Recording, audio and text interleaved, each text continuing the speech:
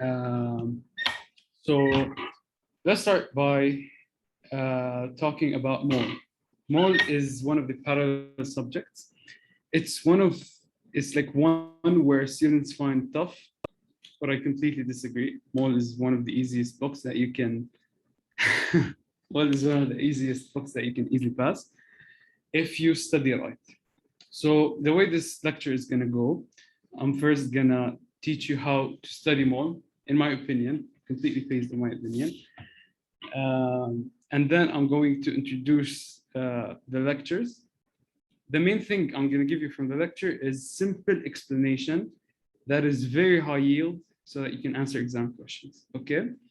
Then I'm going to move on to show you some questions. طبعاً, these questions are handmade, and I will show you how to dissect them in order, even if you don't know what the whole question is talking about, how you can increase your chances of getting the right choice.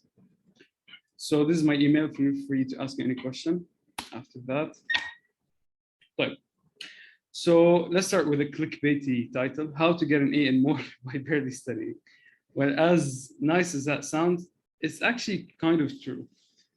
So I would classify students in MOL into two categories, actually three, but two main ones. So students that score C and below, and then students that score A.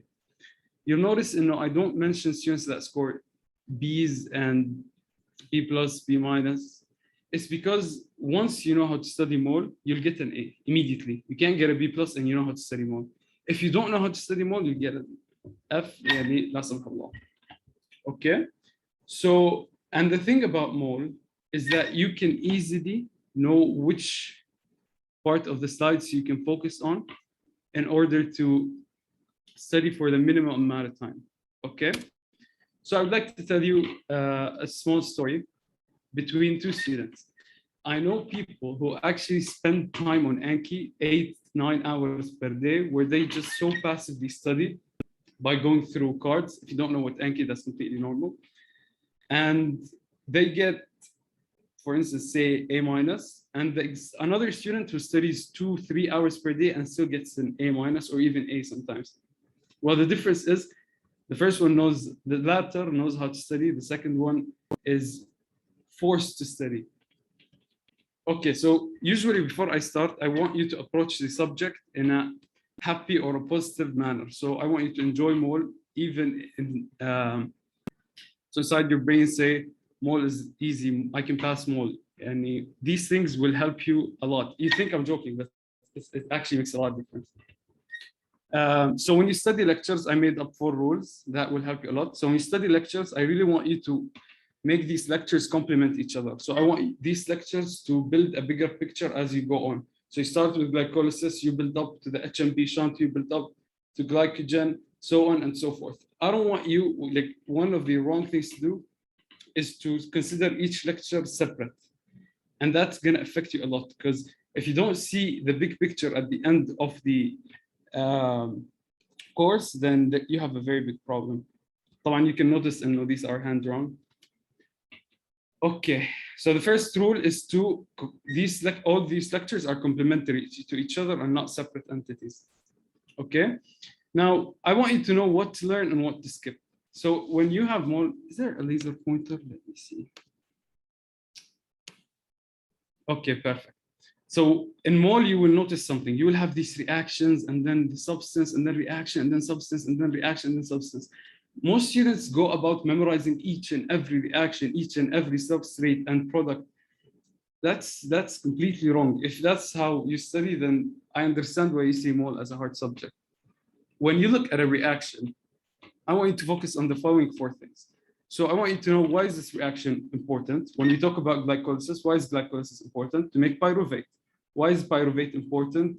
It can either go for quick energy through lactic acid, or I don't want you to focus, I'm just saying the idea of it. So, or it can go to the Krebs cycle and give you more energy. So in your head, okay, this is why this reaction is there. The second thing is that you don't have to memorize each and every single step. You go to the rate limiting step, which I hope you know what that means by now. And you focus on it. So you learn the enzyme, you learn the substrate, and you learn the product. So in each consecutive reaction, there's only one rate limiting step, which is what you have to focus on.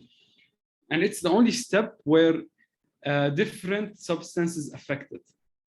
So for instance, let's continue our example on glycolysis since it's simple. When you have a lot of ATP, chances are you're in a high energy state, so you don't want to break glucose. So ATP will inhibit which enzyme? If you memorize it, it's very hard. If you understand why, it'll become easy. So it will inhibit the enzyme that is rate limiting. In that case, it's what's fructokinase 1. Don't focus. I'm just giving an example. Okay. So the rate limiting step is the most important step that you have to know everything about. Okay. Then I want you to know the clinically associated syndrome. So usually in your body, you have a lot of reactions. And if one enzyme goes wrong, you have a syndrome. Okay. We'll talk about some syndromes in today's lectures. So you need to know how to identify the syndromes. There are these unique terms. So if you hear gray sclera, you should identify a certain syndrome. If you hear African American with a vascular occlusive crisis, you should think sickle cell anemia. So this is the first step. Now you know the syndrome. They will never ask you the name of the syndrome because this is not a clinical lecture. They'll probably ask you which enzyme is deficient, what's the type of mutation. And again, I want to repeat one point. I'm going to stress on the first part where I explain how to study MOL. And then I'm going to show you how the slides very quickly. It won't take us more than 30 minutes. And then hopefully, and then I'll show you some questions and how to do them. Okay. So the syndrome, you need to identify it using unique terms, and you need to know the enzyme involved and the mutation if there is one. And then does the reaction require something? What I mean by this is that some reactions require biotin or certain enzymes or coenzymes. Know these. They don't usually come, but you should know them. And then I have a quick story just to prove a point. And it's not important, but I want to prove a point. I was walking in the library once, and then I stumbled across this first year. He was telling a lecture about proteasome. I'm not sure if it was a MOL lecture or if it was a physiology lecture, but I go on to help him, and it's part of my nature. And I go, listen, the only thing you have to know about proteasomes is that they are involved in fatty acid oxidation. He looks at me and he goes, no, it's not. The only thing you have to know about them is that they are found in hepatocytes. I'm a 4th-year medical student. I know what I'm saying. Proteasomes are found in every cell, but because in the lecture or in the slide, they wrote it's hepatocyte, the high school mentality, which says, okay, the first term in the definition usually comes as a question. This is not how it goes at all. You really want to read the slide and select the points that are very important. And I hope I can end this presentation by if you take that away from the presentation today, that's more than enough. And then one last thing, it's a tip. Know how to predict the enzyme name and not memorize it. What I mean by this, okay, so you should know this reaction phosphorylates, expect a kinase or phosphorylase. It makes synthase, it breaks phosphatase, or you can predict the name. It helps rather than memorizing. If you memorize it, it's not that big of a deal if it's the rate limiting step, okay? Again, so the question, usually questions come as a paragraph. I think you finished your foundation exam, but it's not at all indicative of how you'll do in MOL, because MOL questions are a whole different world. So a case scenario usually comes. Most of it you have to delete. So the black part you have to delete, ignore. Then comes a certain key fact, which is in red, and then the question. What usually helps you answer is the red part and the green part. Most of the other parts you have to ignore. And then you have some choices, okay? I will show you a practical example at the end, but bear with me. So I want you to identify, whenever you read a question, I want you to identify which points are important that will affect my answer. Hello? Most of the points will not affect your answer at all. This is important for MOL and for your step 1 exam, inshallah, in 3 or 4 years, okay? And then I want you to look at the choices. And then if you know one of the choices, you know everything about that one choice, you can either choose it or cancel it, both of which help. And at the end of the day, there might be 2 correct answers. You have to choose the most correct one, okay? I hope that makes sense. I'll show you at the end of the... And then in MOL, you'll notice there are a lot of similar things. For a first year, they look similar, but they're completely different, and you have to differentiate between them. And they know, like the doctors know that this is an area of confusion, and they will ask you about it, okay? So mRNA, tRNA, miRNA, siRNA is an example, but you will see a lot throughout the MOL course. Make sure you don't just memorize, like try to a little bit understand. Okay, final notes. Biohacking, I hope you know what that means. So when you're reading something, I really want you to activate different areas of your brain. So try to write, okay? Try to have a certain environment around you. The smell affects it, the sound affects it. These things help ideas imprint in your brain better. It's a fancy term to just say write notes, in other words. So that's one thing. I really don't want you to start just reading slides, because that won't imprint them or create the neural networks in your brain. There are a lot of studies on this. Anki. I'm against Anki completely. Unless you're studying for your step 1 exams, I'm against Anki. Because the lectures, how many lectures are they? 30? You can easily do them through notes without... Anki is when you have a lot of information. So maybe in second year when you do your POD courses. But for MOL, I do not recommend them. Books, unless you want to be a researcher in the field, don't do books. Please don't do books. Especially Lippincott is way, way above your field. Okay. Boards and beyond. Again, unless you're sitting your step 1 or board exams, don't do boards and beyond. So in other words, I genuinely prefer if you stick to the slides, unless you don't understand a point completely, then you can watch a video. But your main source should be the slides. And your main source for the exam is the slides. Unless you don't understand something, watch a video on it, but don't rely on it completely. Watch to understand. I hope that makes sense. I hope this makes things easier. They're always going to refer to books. Someone asked me in the chat. They're always going to refer to books. They can't not refer to books, but it's... And books, like even doctors or professors use books. So the books are meant for everyone, not just medical students. So you'll end up reading a lot of time. It'll make you 100% smarter than the entire batch, but at what cost, get me? That's one thing. So the slides are enough if you understand what they mean. Hello? Even if you memorize the slide by word, you can still fail the block. I'm not saying this to any... make you feel bad. I'm just saying this because I really want you to understand the importance of understanding what you're studying. Okay, enough talking. Let's start with actual practical teaching session. Okay. Right. Okay, so protein synthesis. I'm going to make this as simple as possible. Okay, I'm going to tell you this is what you need to know. This is what they ask. Okay, and explain the parts of confusion. At the end, I have some questions. I really want to see how you guys do on them. Again, handmade questions, like protein synthesis. So the lecture is about making protein. Now that's in my head, okay? As I move on, I need to keep that at the back of my mind and build up on it, okay? So whenever you see the slide, just skip it, okay? Okay, let's talk about this. Now, this is what they call the central dogma of biochemistry, or the main premise or the main idea in living things or biochemistry. So we all have DNA. This DNA gets transcribed to mRNA. This mRNA gets translated. Can't get any simpler than this, okay? So when you hear these words, transcription, translation, some of you might confuse them. Think of this as when you transcribe something, you write it down. So you're writing down the mRNA. And when you translate, you're changing. So you're changing polynucleotide to protein. So you're completely changing. And this is the basics. Everyone knows this, okay? So this is not an area where you need to spend much time on. You should know this by bare minimum, okay? So each code is referred to as a 3-nucleotide base or a codon, okay? So as we go forward, I'll show you how these 3 or triplet code is important. And then you see something like this. I swear to God, I know some students who go on and memorize the entire thing. That's extremely impressive, but that won't get you anywhere, okay?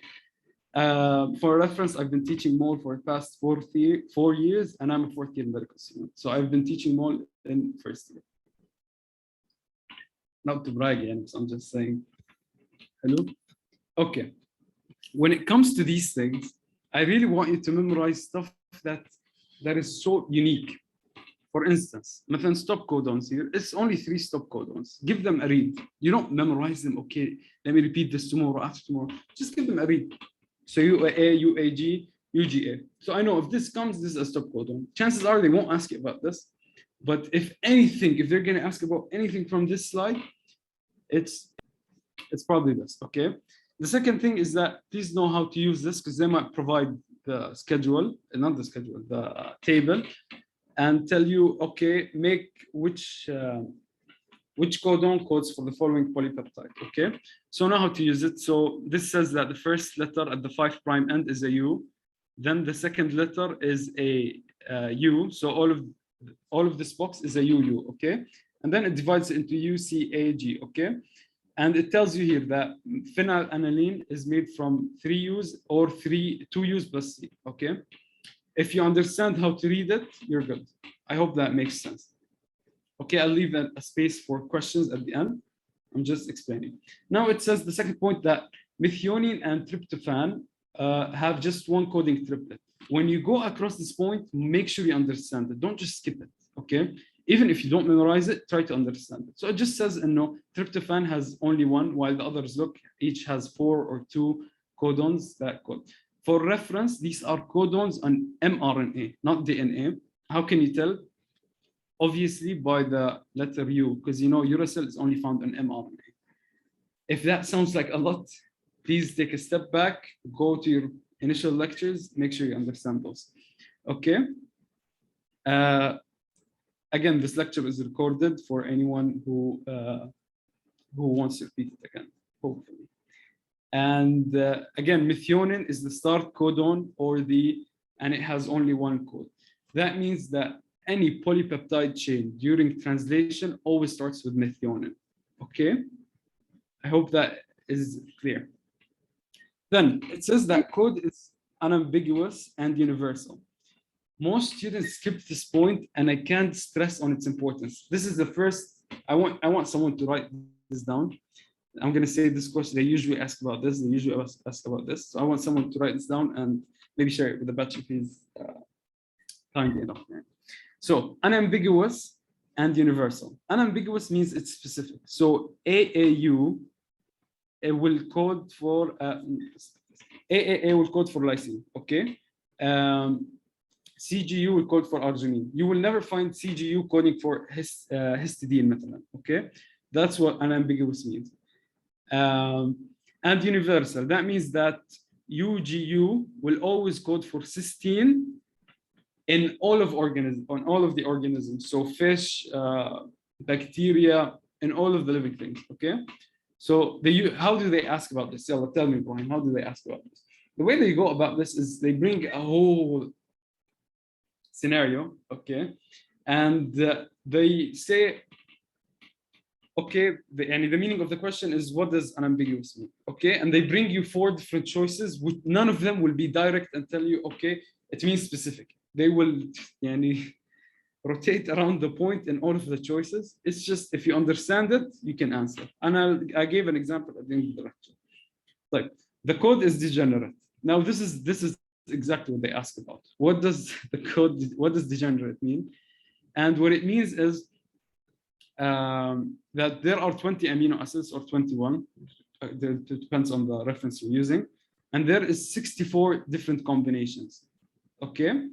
So that's what degenerate means. So that means, threonine is coded by ACU, ACC, and ACA and ACG, okay? I hope that makes sense. And this is pretty much with this slide. Know the meaning of these 3 key terms: unambiguous, universal, and degenerate. Okay, and know how to read this table, but it's not hard. Okay, getting to the juicy part. So mutations. Mutations, you have 2 types of mutations, or I would say Three types of mutations, okay? So point mutations, frame shifts, and other, okay? I'm telling you the answers. So let's talk about point mutations. Point mutations is when you have a code, and this code changes at one nucleotide position, okay?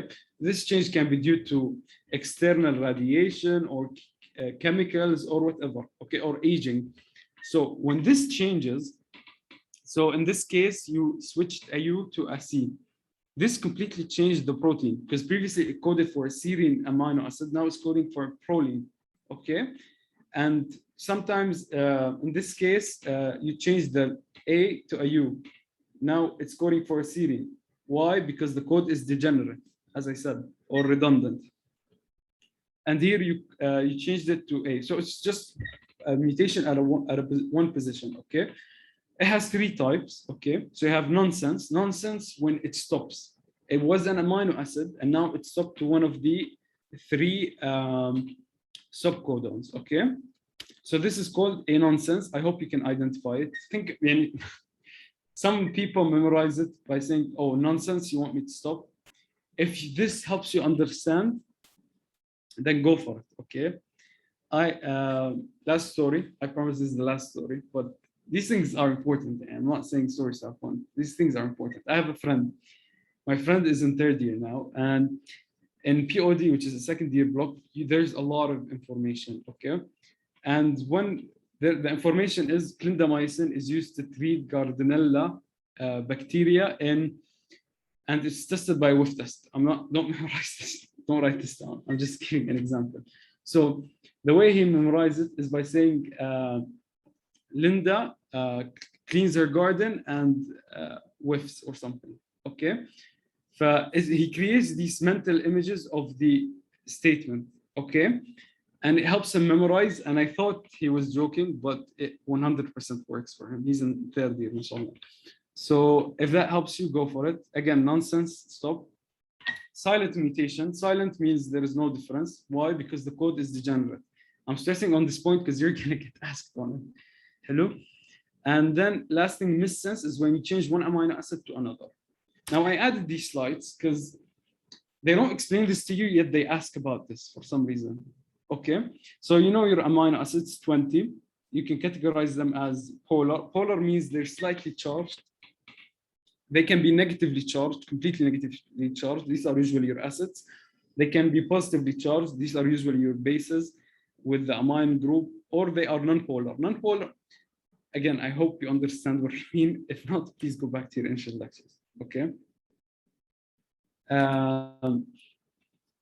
I know some of you are asking me questions. I'll get back to those. Sorry. Where am I? Stop. Okay. So, so you're aware of this, okay? When you switch between an amino acid and another in the same group, you usually don't get that much of a detrimental effect. Ibrahim, you're getting too confusing. Why did you add the slide? You said stick to the slides. I know. Okay. I'm just making a point. Please understand. So if you switch, if there is a mutation that switches between glycine and alanine, this is called a missense mutation. Can we agree on this? Perfect. But is it as bad as switching between glycine and lysine? This is a huge mutation and usually results in a protein that is non-functional, completely non-functional, okay? And it's also a missense mutation. So you have two types of missense mutations. One that is not that bad and may result in a functional protein. So you end up with no phenotype or no effect. And one that is very bad, that is going to result in the destruction of the whole chain. And that is called a non-conservative change. To make this clear, so you have here this lysine with no mutation, it's a lysine, obviously. If it was a silent mutation, so the code changed, but it's still a lysine, okay? And that's good, alhamdulillah. You get mutations on every second, you're getting mutations. So if this didn't exist, if the code wasn't redundant, Allah yusur, okay? So nonsense again stops. And then missense. Missense changes into amino acid. In the first case, it changed into an amino acid of the same group, which is positive. So glycine is positive. This one is still positive. When you look at this, when you look at methylene, at insulin, it's made of 100 amino acids. So these things, when it's a positive, it's a positive, and it's the amino acid terminal here is also positive, it doesn't make that big of a deal. The insulin might be functional, okay? But when you change it into something that's non-polar, then كان المفروض مثلا in the previous amino acid a bond forms, but now you change it into an amino acid with completely different characteristics. So you have ruined the mutation. Now they usually ask about this a lot. This is heavily asked on your exams. How do they go about this? I think I have a question on it at the end, so I don't want to ruin the answer. Again, frame fit shift. So previously we were talking about 1-point mutations, 3 types: missense, nonsense, and silent. Missense has 2 types. I hope you understand how to differentiate between them. I hope you understand how you can determine the severity of a mutation. They will ask you about this, and mark my words, either in the midterm or in the final. Okay, so frame shift. Ibrahim, this is the second category. We're talking about point. Now we're talking about frame shift mutations. So in frame shift mutations, we said that code is read 3 base pairs at a time. Okay. Now you're adding another base. So previously it was read as serine, proline, methionine, alanine. Okay. Now you added another base. Okay. So Ibrahim, they're saying in the comments, now when you read down, as 3 base pairs from the 5' to the 3' end, and we explain this later. So now it's serine, tyrosine or tryptophan, and then glycine. You have completely changed the polypeptide chain, and this will result in detrimental mutations, and this is very bad. Same thing if you delete 1 base pair. Okay, this is what is meant by frame shift mutations, and they're extremely bad. Let's talk about some syndromes, shall we? And this is what I told you. When they mention syndromes, we're getting too many questions. So I'll pause a little bit to answer some questions. And so on the chat, Ibrahim, can you slow down a bit? Yes, is the code apply for all organisms? Yes. No, I can't hear you. Are you guys talking?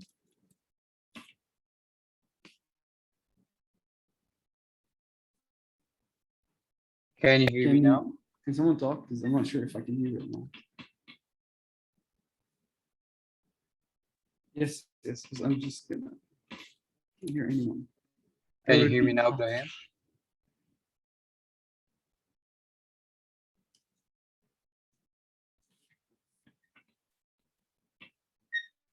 I literally can't hear anyone. Let me remove my AirPods. Can someone speak again, please? Can you hear me?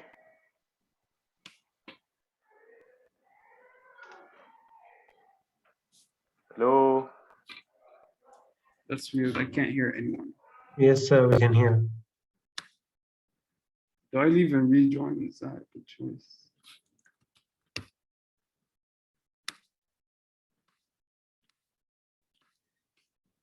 Oh. Okay, let's stick with the chat for a little bit. I can't hear anyone. Let's stick with the chat, and at the end of the lecture, I'll leave and hang. So you want me to explain frame shift again, okay? And the other one, the other question is what is meant by degenerate? I'll go slowly. Let's make this clear. The whole point is for you to understand. So when I say degenerate or redundant, it's the same word, redundant or degenerate. That means that different codes code for the same amino acid. And this is perfect. This is exactly what you need. Okay. This is exactly what you need. Different codes code for 1 amino acid. So if you change this U to a C, you still get proline, because at the end of the day, the protein is what matters. The protein is what you want. Okay. So the mutation, it didn't do anything. It did not change the phenotype. Okay. Does that make degenerate clear? Okay. So degenerate is the reason you have silent mutations, and this is how they ask you about it. And why do silent mutations exist? It's because the code is degenerate. Write that down. If I were you, I'd write that down. Like, we don't have to know from this table. What do you have to know from this table? Okay, so from this table, you just need to know how to read it, okay? That's it. And the stop codons, maybe the start codon, but keep them at the back of your head. Okay? Unambiguous means that it's specific. That means that when the ribosome sees a CAU, it will bring on a histidine. Hello? And universal means that the code in fish is the same as the code in Ibrahim, is the same as the code in bacteria. That's what that means. Not like the organization, but the way it's translated. Okay? Can you explain the fourth point?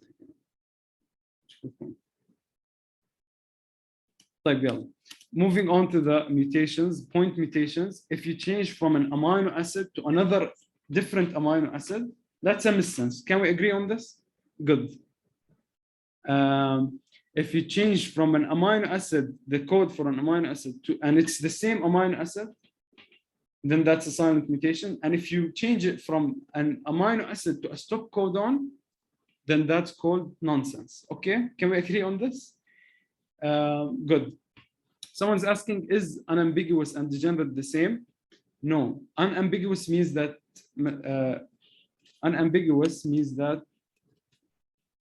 CCU will code for a protein. It's specifically coding for proline. Okay. Degenerate means that all these four will code for proline. Okay. It means that you have 20 amino acids and 64 different combinations. Okay. That's what degenerate means. With time, you'll get used to it. Okay. So yes, silent mutations do not change the protein or the amino acid at the end. Silent mutations are perfect. They're good. Don't copy it. Then you have missense. Missense, when you're changing one amino acid to another, that's missense. Okay. And when you change methane glycine to alanine, since they're both nonpolar, now you know that all amino acids share the same part, and then they have a different terminal group, right? These terminal groups have certain characteristics. Some are nonpolar. Nonpolar means they don't have charge. Some are positively charged. You see how this is positively charged, and you see how this one is negatively charged. Some are slightly polar, which means they have some charge, okay? So these are the four groups of amino acids. They're probably explained in a different lecture. Tamam? If you change from one amino acid to another in the same group, so this is nonpolar, this is still nonpolar, it's still a mutation, it's still bad, but it's not very bad. It's okay bad, okay?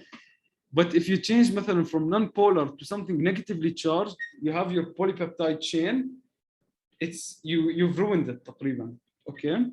The protein that's going to result at the end is completely different. It won't be able to undergo the other modifications.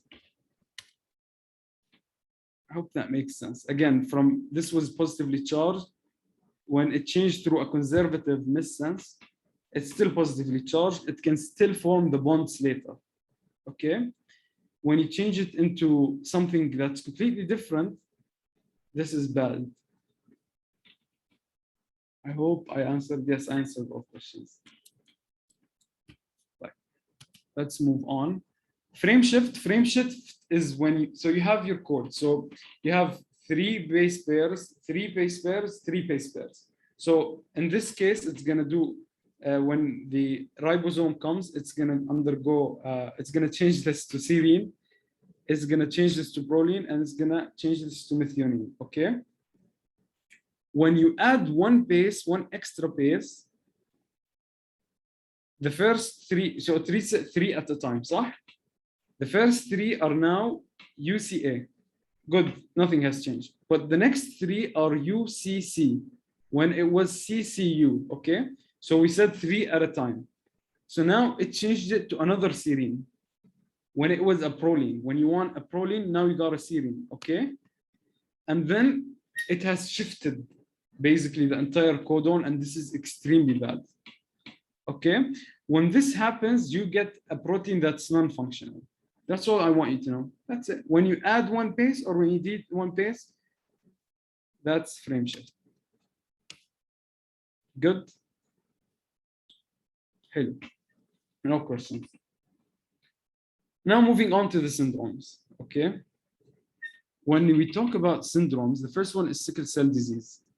And in sickle cell disease, the red blood cells become sickle shaped. Why do they become sickle shaped? We will know in a minute. Here's the mutation. Okay.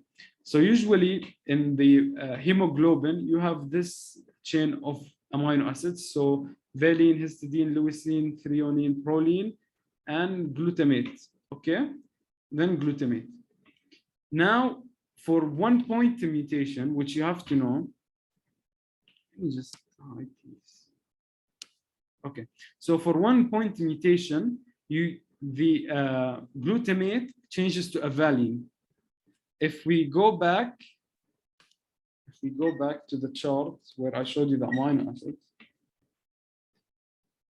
glutamate is found on the negatively charged, and you changed it to a valine, which is non-polar. Again, this is a non-conservative missense mutation, and this is very bad. That's why you have sickle cell disease, okay? So you're gonna end up with a hemoglobin change that has a lot of valine, صح? Because it's a mutation. All of these valine are non-polar, okay? When you compare it to the surrounding amino acid, this is polar, this is or negatively charged, this is negative charge, this is okay? This one is non-polar, okay? So you're gonna end up with a huge amount of non-polar amino acids, and these amino acids are gonna come to each other, okay? And they're gonna deposit inside the red blood cell, causing its sickle shape. Again, when you usually have a positively charged amino acid, it will go to a negatively charged amino acid. Same thing for non-polar. Non-polars all hate positive and negative, so they try to stay away from them. They clump up together. And this is where you see sickling, okay? So the valine will bind to other hydrophobic or non-polar valines, okay? And they're gonna deposit, giving you the sickle shape. Okay, you see how it was negative before, now it's non-polar. This is what they say. And basically, when the red blood cell folds, you end up with it closing up arteries, giving you something called vaso-occlusive crisis. Now, this is the syndrome. You understand the mutation. You understood that it's a glutamate point mutation to valine. And you understood that what it causes. It causes sickling of the cell. Now, let's see what are the signs. So it causes abdominal joint pain, okay? Because it causes clumping inside the abdominal arteries and bone arteries, giving you necrosis or death of this tissue. And hence the pain. Breathlessness, same thing, because the red blood cells can't carry enough oxygen or as good, so you get breathlessness. I can go on and explain each and every one because you will learn them in third year. But you need to be able to identify. They're usually common in African Americans, okay? This is an ulcer that was caused due to sickling. And so when you see a case scenario that has the following, read them. Okay, don't memorize, 100% don't memorize them, but read them, okay? That should be sufficient for you to identify them, okay? Someone asked, do shift mutations cause functional proteins? No, shift mutations, they might, maybe, by chance, maybe, but chances are no. So Dr. Ahmed said he won't ask about questions. Yes. He might not ask about symptoms. Sorry, what did I say? He might not ask about symptoms, but he will say, مثلا, a 34-year-old African American man comes in with shortness of breath. He was found to have sickling, مثلا. Okay, so it's nice to complement the picture in your head. No one is going to ask you, okay, سمع لي symptoms of sickle cell anemia. No one's going to do that. Okay.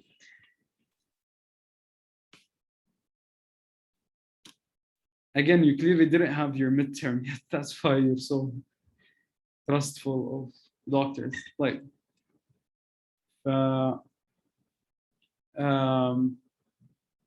Good, we explained sickling. Now let's talk about try-repeat expansion. This is another type of mutation where you have the same triplet code, it's gonna repeat itself. So in this case, you have a CAG code, which if you go to the table and you know how to read it, you will get a glutamine, صح? You should get a glutamine.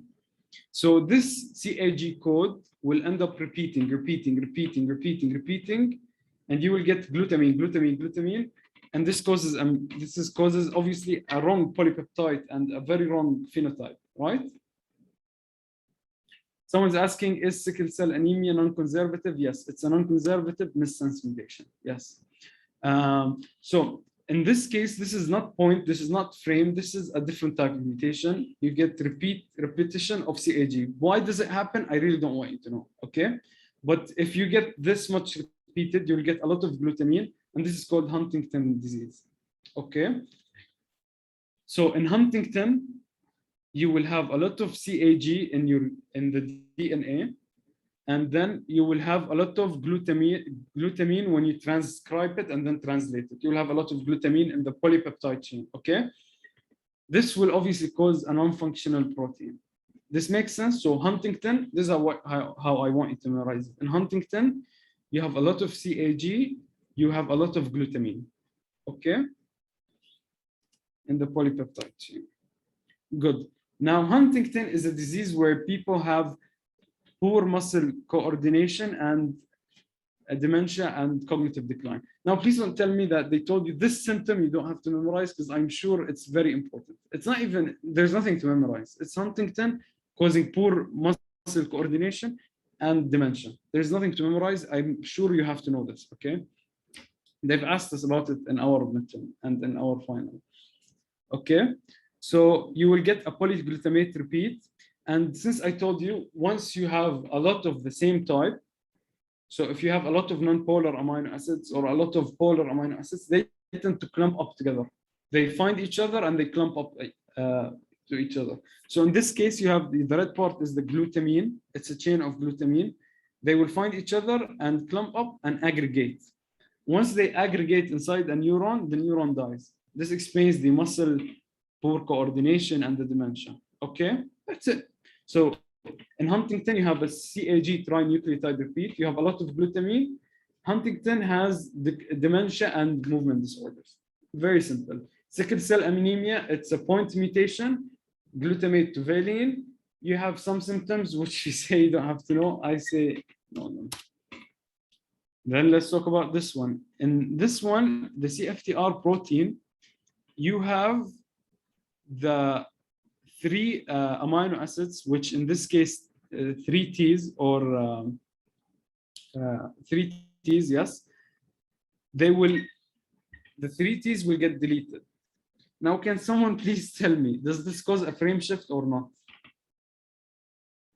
Because they're gonna ask you about this.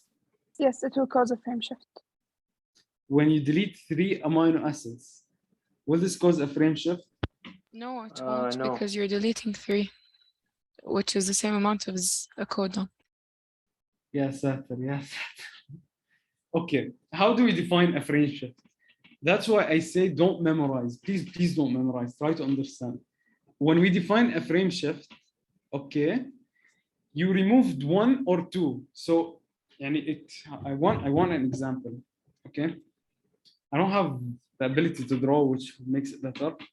Anyways, I'm saying you have, in this case, you have 3 amino acids, 3 base pairs, 3 base pairs, 3 base pairs, and then 3 base pairs, and then 3 base pairs, okay?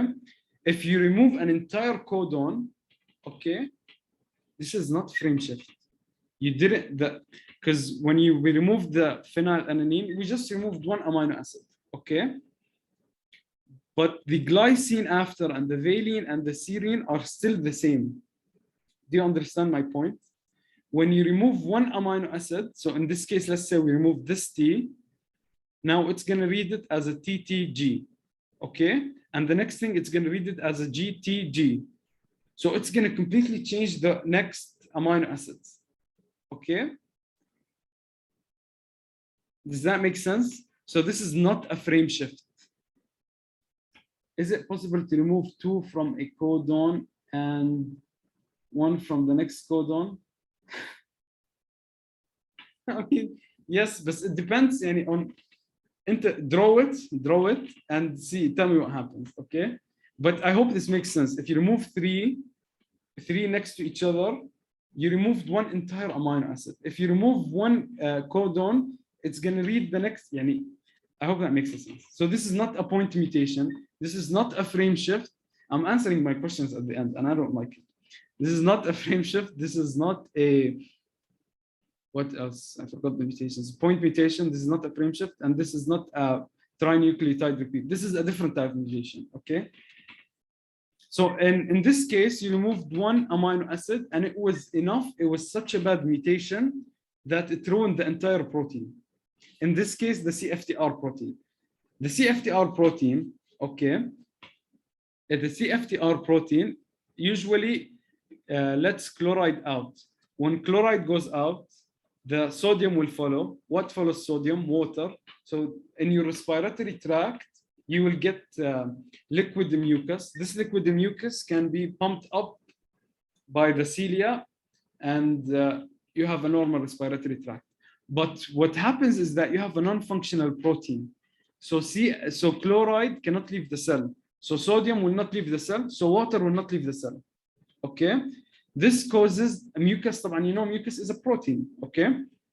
This causes the mucus to be thick.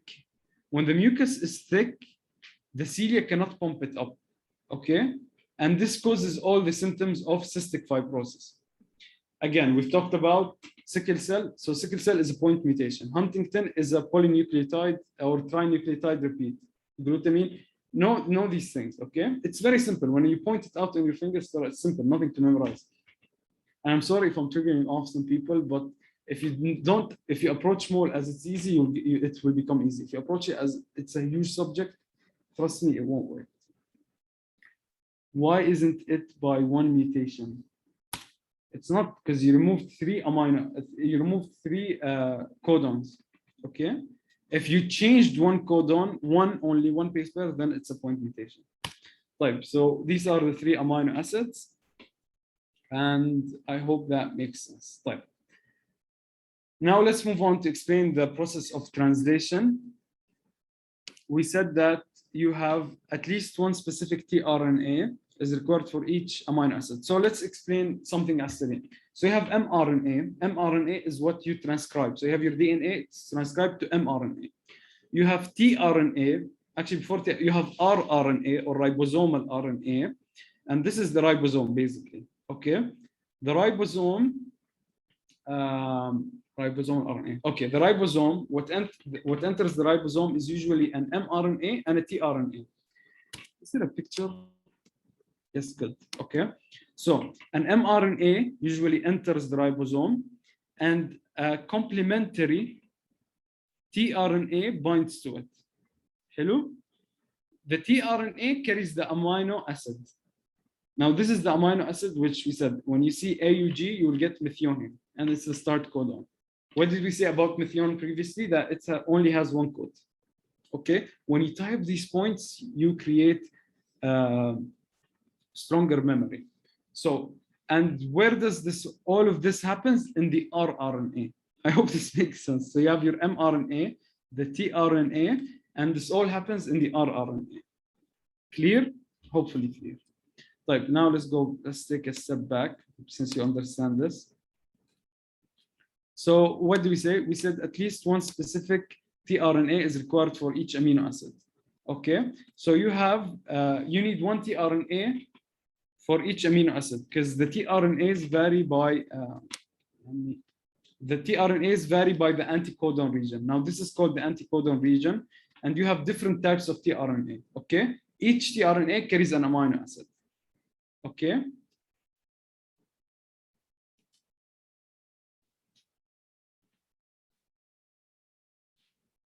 Now let's go back. So in humans, there are 50 different tRNAs. Because there are only 20 different amino acids, some amino acids are have more than one specific tRNA molecule. So for each amino acid, so in case of proline, it has different tRNA molecules. This is, I don't want you to focus on it because it's extra and they won't ask about this. Like complement required for. Okay, so when you have an mRNA, it usually enters the ribosome and it gets translated from the 5' end to the 3' end. Now, I really want you to focus on a point here. They usually like to play around with the 5' and the 3' questions, okay? So you need to be oriented when you come to these things. So again, translation starts from the 5' and moves towards the 3' end. Makes sense? If you don't know what 5' and 3' is, make sure to revise your previous lectures, okay?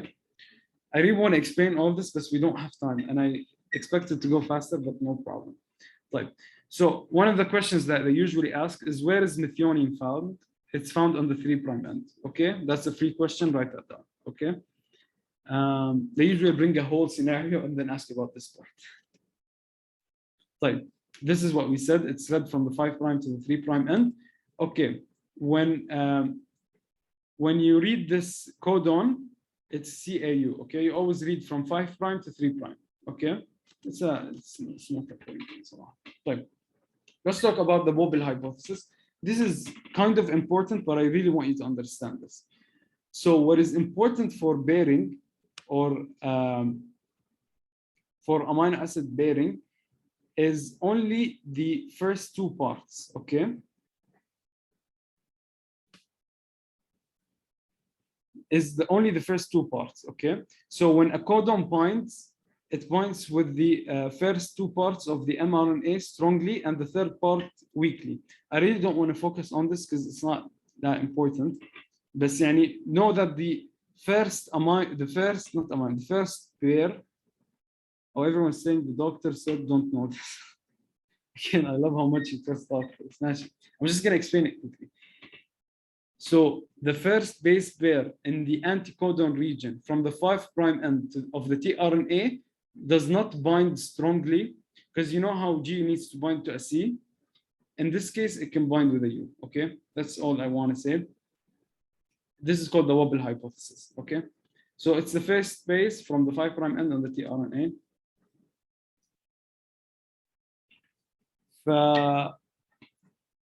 That's it. I don't want to spend time on this because yes, they really don't ask about this. Like, so when the ribosome binds, I said this is the rRNA, ribosomal RNA. This is the mRNA, and it starts from the AUG. Now we're going to move on to a different topic.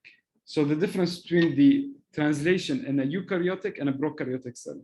There is only like one main difference, which I want you to know, is that in a eukaryotic cell, or us, in humans, the ribosomal RNA binds to the 5' cap. Now, you know, before you have your mRNA go to the cytoplasm, a cap is added to it. A cap of bases is added to it, okay? This is recognized by the ribosome. It binds to it and it starts moving. It still didn't translate anything. Once it finds an AUG or the methionine, okay, it starts translating. Tamam? And then it finishes when it sees a stop codon. In bacteria, you have something else. Where is the bacteria?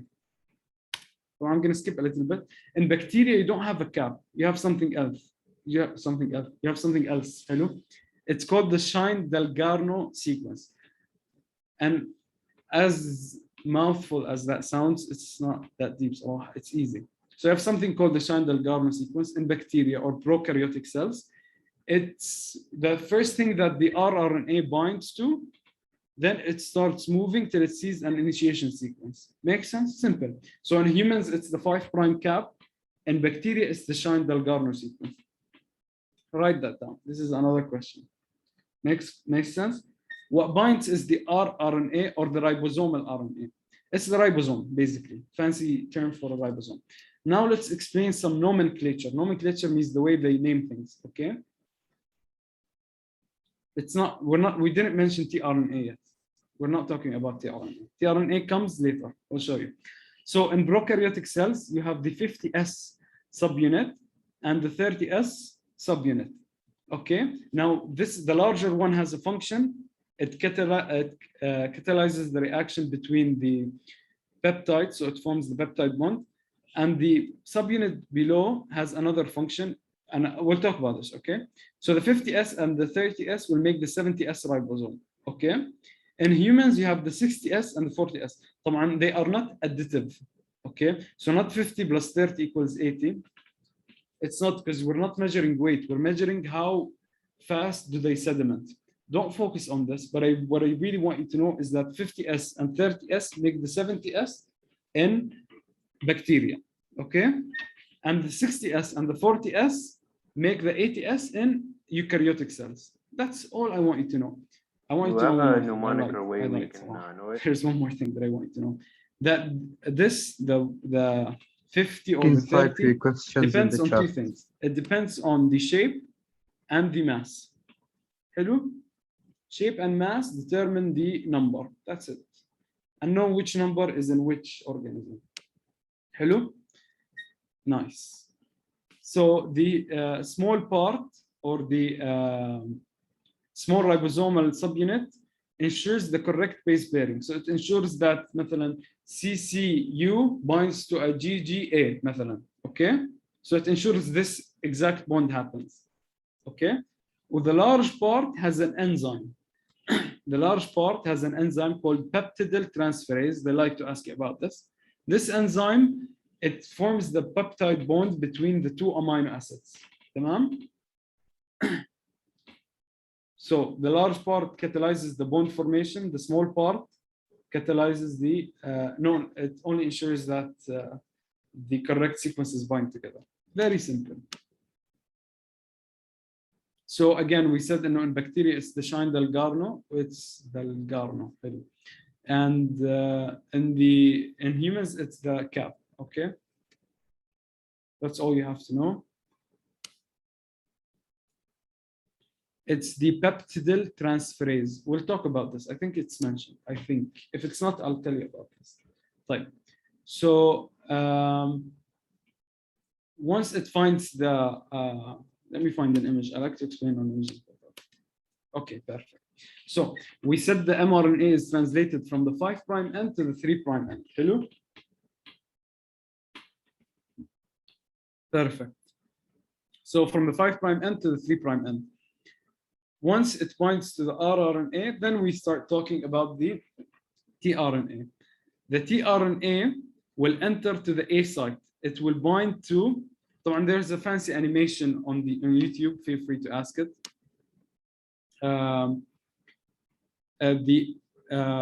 Again, the tRNA will enter through the A site. It will bind to complementary regions on the mRNA, and then it will move to the second part, which is the B zone. When it's the first one, nothing happens. When it's the second one, okay, you see how this one carries an amino acid? You see how this amino acid is on this tRNA, which end? I think it was the 3' end, okay, know this. Now it moves on to the, now this entire chain moves on to this amino acid, okay? Again, there's a nice animation. Where the bond forms between this circle and this square, it's called a peptide bond, and the enzyme is, oh, someone is smart in the chat, peptidyl transferase. It's also called ribosome, okay? Oh, it's mentioned here, sorry. This chain moves onto the second RNA, and this continues until there's a stop codon. When there's a stop codon, the polypeptide chain gets cleaved off, okay? So this is the enzyme that I told you about. It's also called ribosome, or the 23S. Now this 23S is part of the 50S, which is the big ribosome, okay? Clear? If you understand this, you can answer a lot of questions. Like elongation, this is exactly what we said. And then termination. Once it sees that the termination codes, they are 3, it stops, and what releases the polypeptide chain from the tRNA is something that they usually ask about. It's called the release factor, okay? So the termination release factors, they come into the complex and they cleave the bond, okay? can you repeat the EPA part? Actually, I'll repeat it quickly because it's okay. So the first part is the you have the codon, which is the codon for methionine. Okay. The codon for methionine. The tRNA binds. It has an amino acid. Then the mRNA moves like this. Okay. Once it moves like this part comes here. Hello. And then another tRNA enters. When it enters, this entire polypeptide chain moves on to this tRNA. Okay? This entire, see how it moves on from the tRNA in the P zone to the tRNA in the A zone. Now it moves on. The tRNA in the A zone becomes in the B zone, with this one leaves through the E zone or the exit zone. Very simple.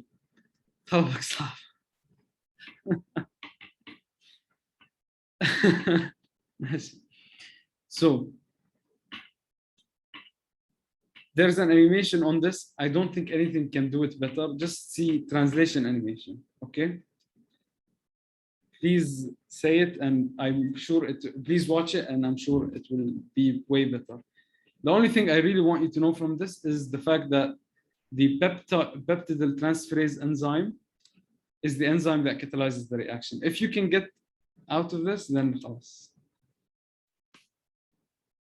And then once you have a stop codon, 23S in prokaryotes or both.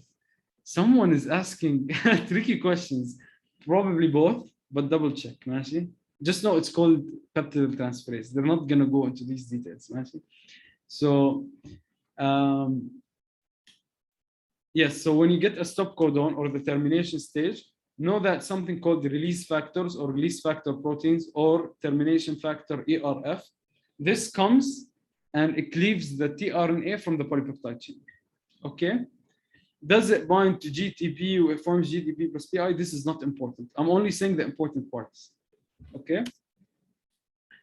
You have something called a polyribosome.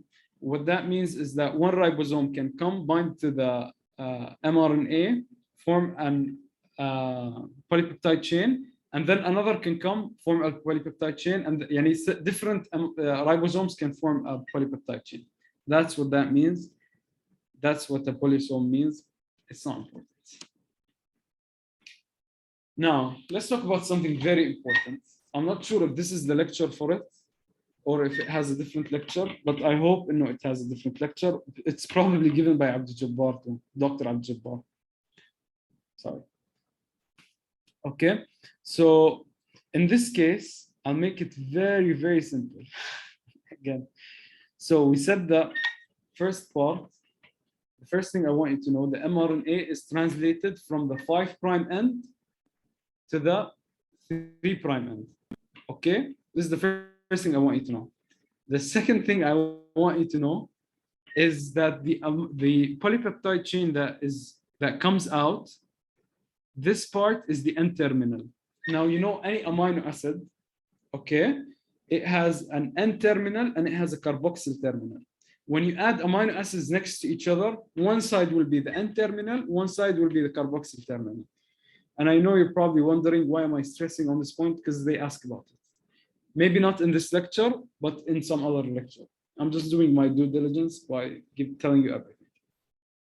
Okay, so the part that comes here is the N-terminal. With the mRNA is translated from 5' to 3'. Okay. So once this part comes out, you have the first number of amino acids. This is called the signal sequence, and depending on what it is, okay, depending on what it is, it will decide if this protein will go to the ribosome or to the nucleus or to the whichever destination in the cell. So if this signal peptide is specific to the signal recognition particle, okay, the signal recognition particle will carry it to the translocation complex on the endoplasmic reticulum. طبعا the translation stops at this point, okay? Once the once the polypeptide chain enters the endoplasmic reticulum, the translation continues and the polypeptide enters the endoplasmic reticulum. So in summary, the polypeptide chain that comes out, okay, the polypeptide chain that comes out, if it has a specific sequence, this sequence will decide whether it goes to the nucleus or the endoplasmic reticulum, okay? In this case, this specific sequence is for the endoplasmic reticulum. The sequence will bind to the SRB. The SRB will carry it to the translocation complex. It's just a protein. This is just terminologies that make sense, and you don't have to memorize them by name because their name is what they do, basically, okay? So they carry it to the membrane, and once they carry it to the membrane, the translation continues and the polypeptide enters the endoplasmic reticulum. I hope that makes sense. What I'm saying is that the polypeptide has a destination. What determines this destination is the first part of the polypeptide chain from the N terminal, because we said the part that comes out is the N terminal, okay? So what do I mean by N terminal and the carboxyl terminal? Let's see if I have a good picture of this. No. Okay, so you see how each amino acid has an N terminal and a carboxyl terminal. When this amino acid binds to this amino acid, the carboxyl binds to the amine. Hello? The polypeptide chain formed has an N terminal and a carboxyl terminal. Okay, that's it. That's it. So the first part that comes out is the N terminal. That's all I want you to know. That's it. And it has the signal sequence. So where is the signal sequence found? It's found on the N terminal.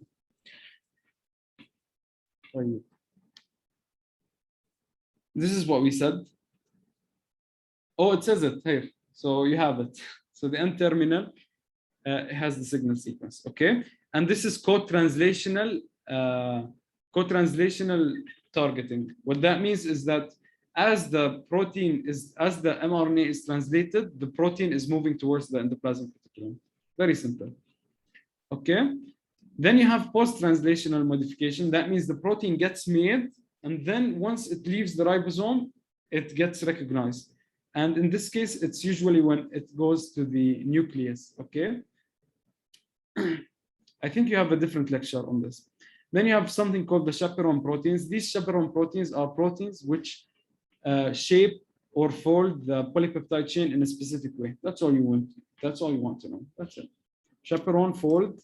You have co-translational modification, co-translational targeting, post-translational targeting. Co-translational is for the rough endoplasmic reticulum. Post-translational is for the nucleus. Like, what does this say? Okay. Now each amino acid has certain properties. صح?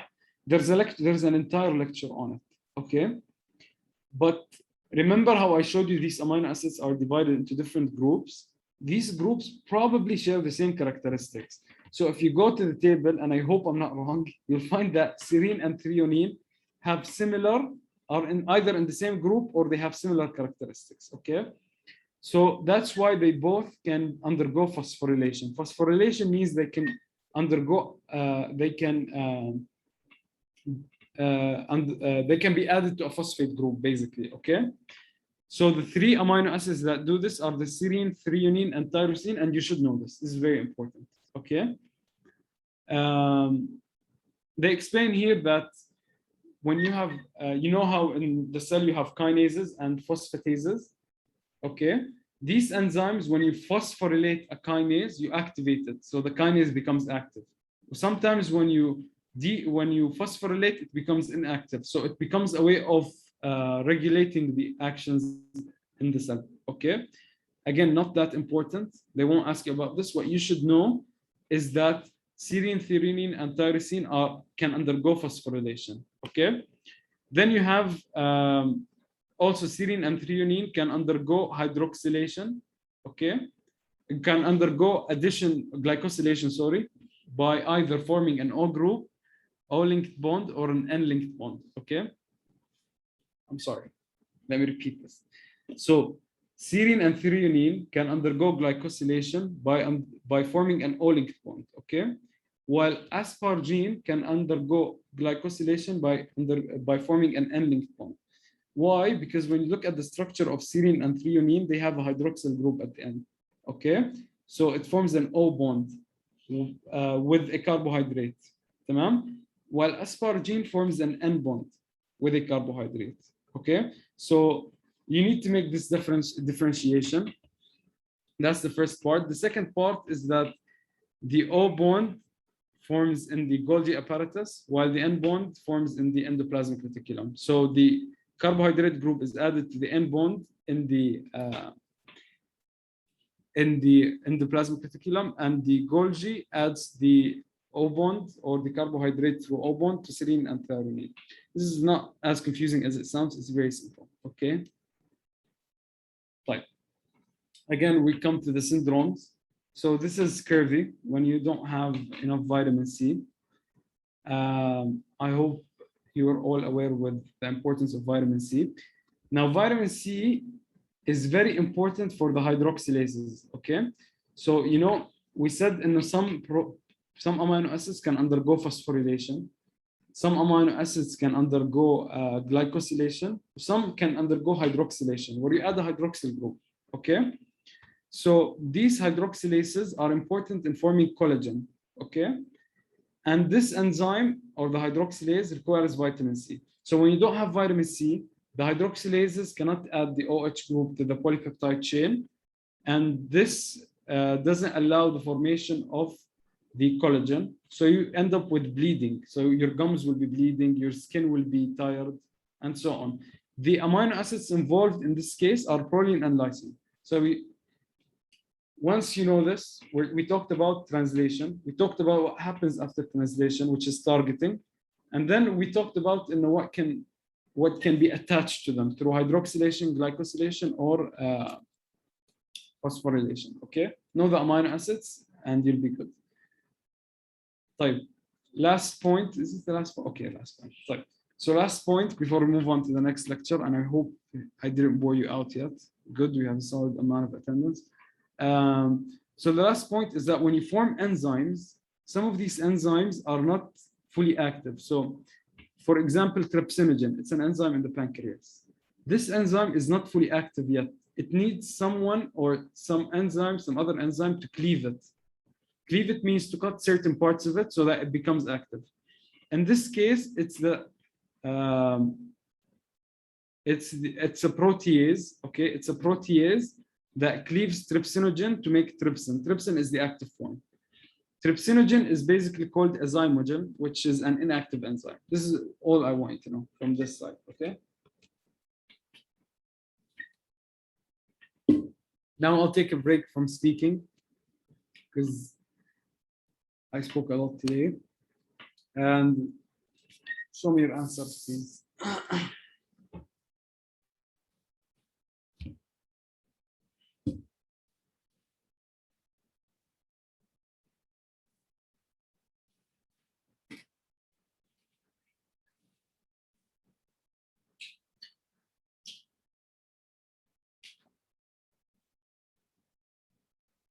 MashaAllah.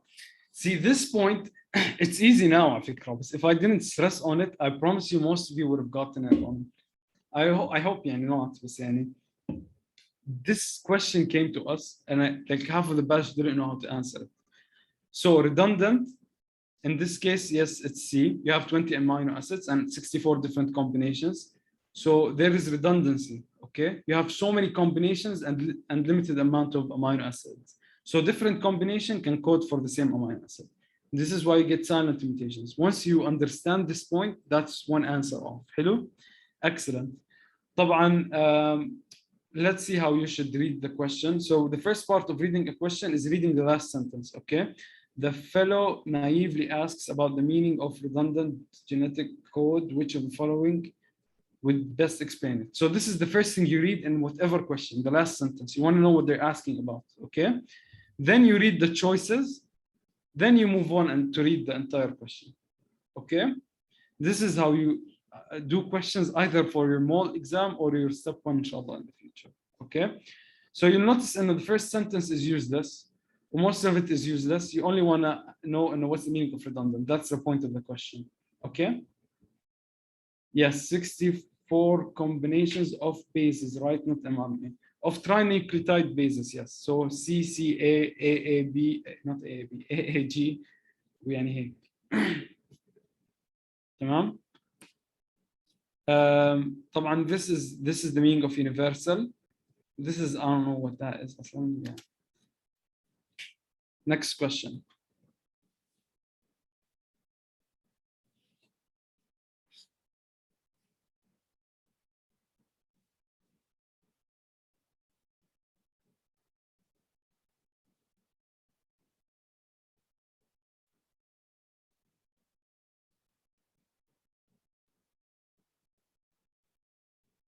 It's probably because I gave up the answers. لا بس ما شاء الله, you guys are smart, صح? Okay. يلهوي, sickle cell anemia. This is Huntington. Okay. If the doctor said the point mutation, if the doctor said the symptoms don't come and he didn't bring them, then that's good for you. But for my batch, they came. But I'm not sure if they changed things around. And it's been 3 years. Wow. Anyways, so the first thing you need to know is to know which syndrome is this. In this case, you identified it using unusual movements, inability to hygiene. That means the patient probably has dementia. The blood pressure and temperature, useless information. Not always, but in this case, they're useless. Trip to Africa, useless. Okay, you don't need this information. And the answer is none of the above. The mutation is a trinucleotide repeat. It's not a point mutation because this is Huntington. We talked enough about this. The last question.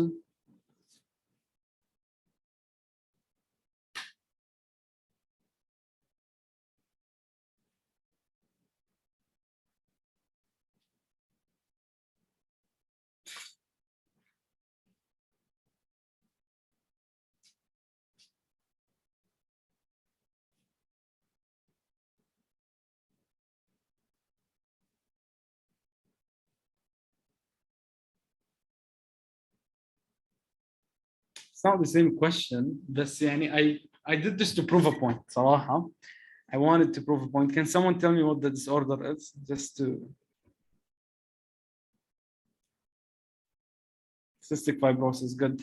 So I did this to prove a point. They usually bring lots of useless information, and students, they get confused with the question. The point of the doctor, he achieves it. He succeeds at confusing the student. Okay.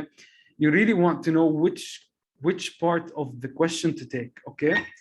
Now, cough and recurrent infections are probably signs of cystic fibrosis. Okay. طبعا I wrote this question, so I'm not saying no, it's a perfect question, but I'm doing it to prove a point. Okay. And yes, this is cystic fibrosis, and we said in cystic fibrosis you remove three bases together. So when you remove 3 bases together, you don't get a frame shift. So frame shift is not a choice. طبعا it's not a point mutation, so it's not silent or nonsense or conservative. So that leaves you with none of the above, and it's its own entity of mutations. Clear? I stressed on these points because they will ask you about it. Okay. Maybe if they said they won't bring symptoms, then they won't ask. Yes, it's the deletion. Okay. Know these mutations very well. Please know them very well. Because they will ask you about it. Okay. It's not point. Point is when you change one base to another base. Okay. طبعا, if you guys want, we're taking 5-minute break to answer some questions. Okay. 5 minutes. We'll be back in 5 minutes. Here are all removed. So if anyone has a question, hit me. Yes, here all 3 are removed. If 1 was removed, then it's a frame shift. If 2 were removed or added, then it's a frame shift. If 3, then it doesn't make any difference. Sickle cell is a point mutation because you change glutamate to valine. Prime to 3' translation in which strand? What do you mean? In the mRNA. So the mRNA, it binds to the cap on the 5', it then moves from the 5' end to the 3' end. And once it finds an AUG, it starts that process. Can you please leave the meeting? And حاضر he reminded me أصلا. Let the MSA coordinator know I'm leaving. Yeah, I'm coming back, leaving and coming back. So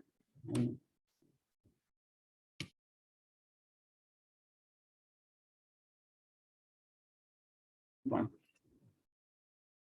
Okay, so the way they usually ask, it's not my lecture, so I don't want to confuse you, but I'm not going to go into this. But send me an email and I'll explain it better. I really don't want to confuse you. It's an important point because they ask about it. No, but can you explain it a little bit, please? Okay. Whenever you read a codon, okay, so you know how CAAGCC, okay, you always read it from the 5' end to the 3' end, okay, no matter what. So in the choices they gave you, Yeah, but which strand, like for mRNA or tRNA? let's talk about before that. How about we talk before that?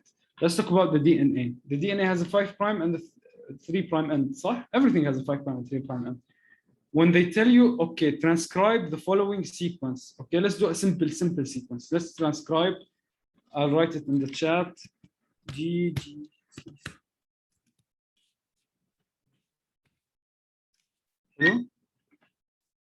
When you transcribe it, so most students will go CC, GG, and then T for U, and T, and then C. Most students will go like this. We'll go, okay. Most students will go like this, okay, when they transcribe it. But this is wrong because what this is said in the GG, CC, AG is from the 5' to the 3' end. اتفقنا? So when you transcribe it, you're flipping it over. It becomes CC, GG, TC, صح? But this is from 3' to 5', okay? But there is an orientation. It's an agreed on orientation. So you have to flip it. So it becomes CT, GG, CC. This is the right answer, okay? It will come as a question, but it's not my lecture. That's why I didn't want to focus on it. And same thing for the tRNA. Is that the one for like the other strand of DNA? It's not mRNA, right? Because if it were, you would use U instead of. Yeah, it's U طبعا. I'm sorry. I'm a fourth year, I don't focus on this. Okay. Sorry. It's a U, obviously it's a U because you're talking about mRNA. But on my point, the point I'm trying to make is that you always write it from 5' to 3' regardless. Okay?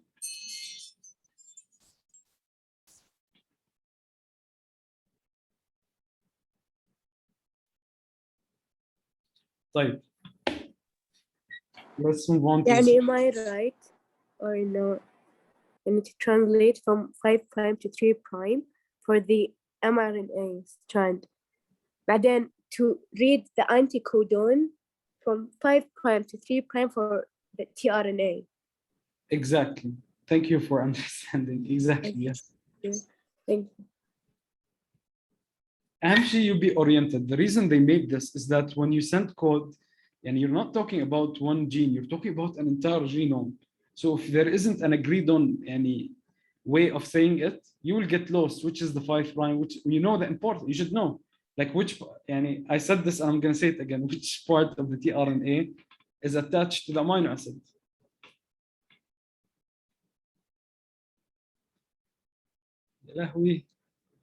Someone answer, please. 3', exactly. Yes. So that tells you, there is an importance. Okay, which part of the mRNA is attached to the cap?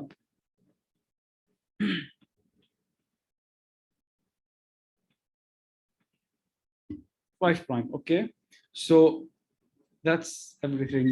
I highlighted most of the important points. The way I usually do them is that, okay, I count them. At the end of the lecture, I count them. But since I repeated, I got lost. I hope someone kept track. Yes, that.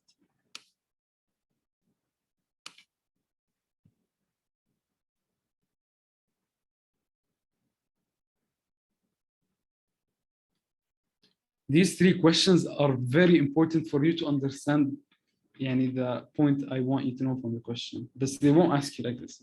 I hope they make it simple. طيب. Let's start the second lecture.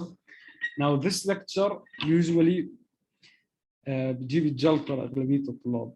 بس it's very simple إن شاء الله. طبعا you'll notice and I always say it's simple and I do that on purpose because if you say it's simple it will become simple. So we talked about translation. We saw where translation you have transcription forms an mRNA, then translation, then after translation you have targeting, so this protein chain goes somewhere, and after targeting you get changes which were phosphorylation or hydroxylation or glycosylation. Okay, we know which amino acids are involved in each. We know that scurvy is associated with hydroxylation and it's due to vitamin C deficiency. Okay, and the amino acids were proline and lysine. See, I didn't memorize this, but because I read it, it became easier. Okay, I'm explaining it, then it becomes easier on me. Okay. And I summarized the entire lecture basically. تمام.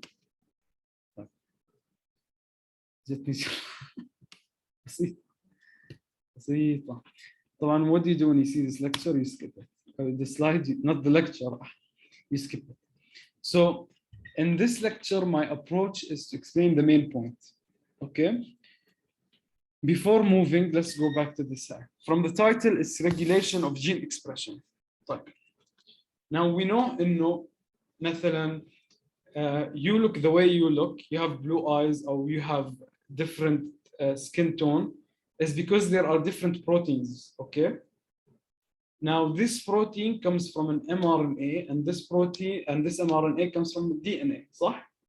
So does that mean if I put مثلا hypothetically, if I put a DNA sequence in a flask and I transcribe it and then I translate it, I will get me? No. Scientists found out no. Previously, they thought that that was the case, and not literally, but that's everything involved. But it turns out that there's a lot of regulation, not just on a DNA level, but on an mRNA level. Not only on an mRNA level, on a polypeptide level. And so there are a lot of things that regulate the phenotype. طبعا when I say phenotype معناها الشكل أو البروتين. Okay. تمام. There are a lot of things that regulate it. طيب. This is what is known as epigenetics. Okay. So epigenetics, it's the study about the inheritance that's not related to the gene expression. Okay. So it involves أخبطكم صح؟ بعتذر نمشي slide أحسن. طيب. So let's start with what they say here. So different cells are specialized. So your muscle cells are different from your nervous cells, and this is called cell specialization. Know the term, know it for yourself. Don't know it for the exam because they won't ask you about it. Why? All cells have the same genome, صح? Or genotype, okay? But the cardiac cells are different from the nervous cells. Why? Because different genes are turned on and off in these different cells. So the genes for مثلا the muscle fibers are turned on in muscles. And the genes for مثلا microtubules and nerve conduction are turned on in nerves. Okay? Simple. This is called differential gene expression. So different genes are expressed in different cells, and this causes cell specialization. Makes sense? Well, too confusing. Okay? I need someone to be active with me. Tell me, okay, Ibrahim, move. Okay, good. Yes, clear. طيب. So this is the summary of the entire lecture. تمام? I'm going to repeat one last time. So you have genes, okay? You have 46 chromosomes. These 46 chromosomes are found in each and every cell. But if you transcribe these cells and you translate them, you should get identical cells. That doesn't happen because each gene, okay, each gene codes for a different protein. Each gene is turned on and off between different cells, okay? I hope that makes sense. That's the first part. Then the second part, for your sake in the MOL exam, please know the difference between DNA, gene, chromosome, chromatin, nucleosome. There's a lecture on it, I believe. Maybe it's this one. Maybe I think it's this one. Hello, but I know the difference. If it's in here, I'll explain it. No problem. طبعا, you have your chromatin. Okay, the chromatin is made of DNA. The DNA gets transcribed. You get an mRNA. The mRNA then undergoes the first, count with me. This is called RNA processing, mRNA processing. Okay.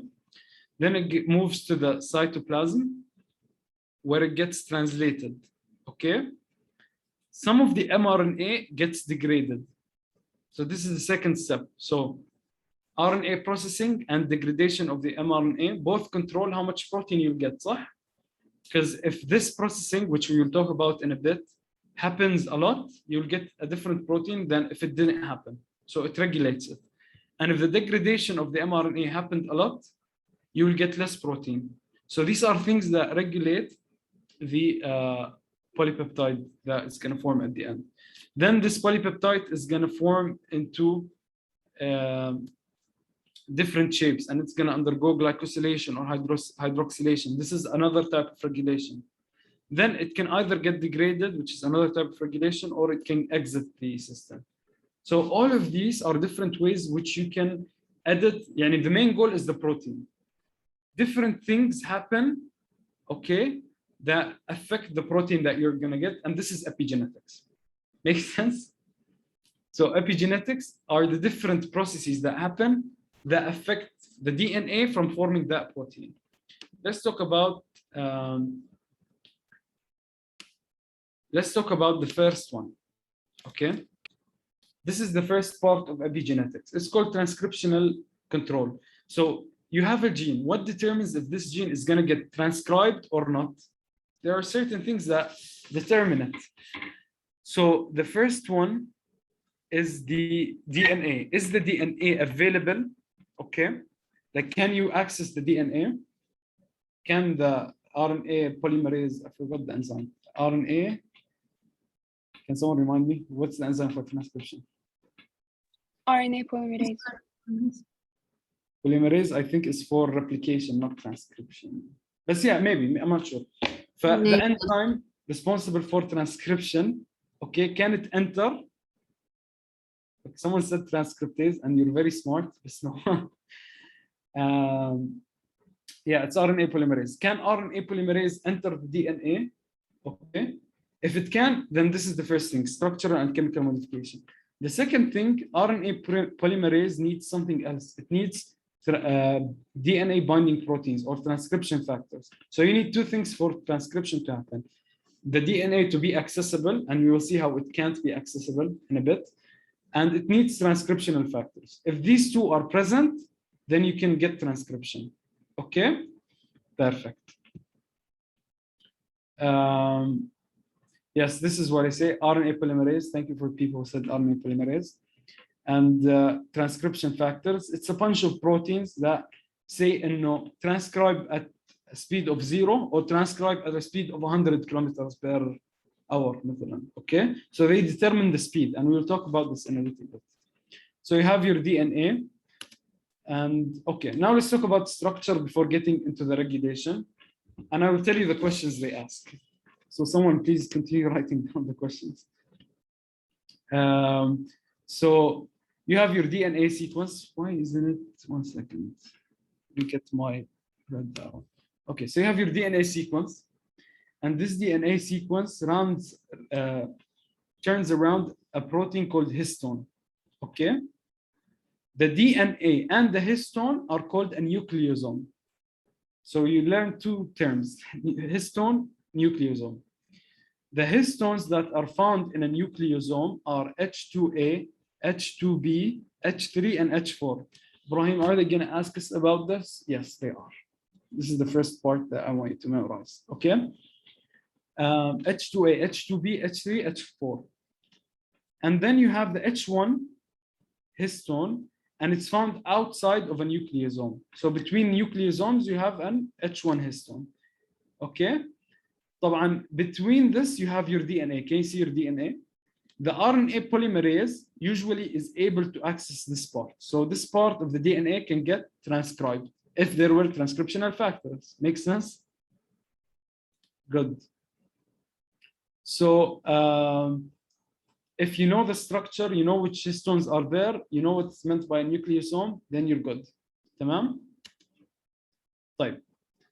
Remember my part where I said if there is, you can see here, you know, you see the blue part. If the RNA polymerase can bind to it, transcription will occur. Okay? If it can't, you see how in this case it is clumped up together. The RNA polymerase cannot enter, so transcription will not occur. Tamam? طيب. This is the first part of epigenetics. It's called transcription regulation. You're regulating the transcription. Okay? How does this happen? It happens by two ways. The first one is histone acetylation. So you see how you have your beautiful, this is a histone, and it has a tail, right? These tails have the tendency to clump up together. We said that if you have similar things, either non-polar things, they clump up together. Okay? If you have a lot of polar things, they clump up together. Okay? In this case, these are identical tails, صح? So they want to clump up together. They want to make this formation. Okay? But what ends up happening, when they are acetyled, acetylation means you add a carbon, CH3. You add a CH3 group. When you add a CH3 group to these tails, they sparse up. This gives access for the RNA polymerase to enter and transcribe. Again, so when these tails are clumped up, okay, you don't get transcription. What makes them unclump, or what makes them separated? Histone acetylation, or adding an acetyl group to the histone tails. Tamam? You see the green part? This is the acetyl group. Once that happens, you can get transcription. So how do they ask you about this? So they ask you about this, it's usually a big question, and they usually say, not which of the following, I'll make it simple, and which of the following causes an increase in transcription? The answer is histone acetylation, when you acetylate the histone tails, okay? And you understand why. Makes sense? So this is the first part of transcription modification. And they say that the histone tails are made of lysine. No, it's not important here. The second part is that the DNA itself, we stopped talking about the histones. We're now talking about the DNA itself. Sometimes the DNA can get methylated. Methylated, you're adding a methyl group. Methyl group is, a methyl group is a CH3, okay? A acetyl group is something else, I'm sorry. Okay, so when you add a methyl group to the DNA, you won't get transcription.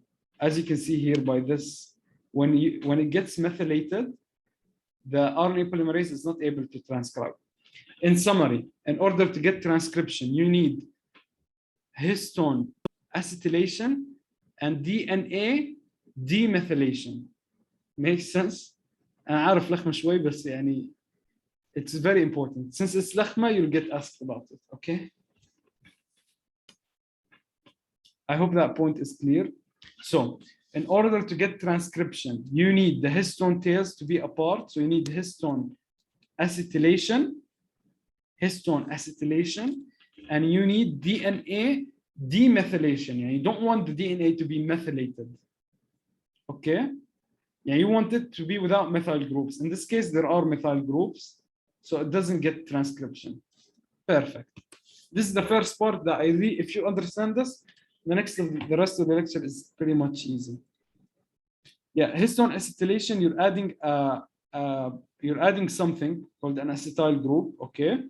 Once this acetyl group is added to the lysine tails, they spread apart, okay? Someone said it's a COCH3, good.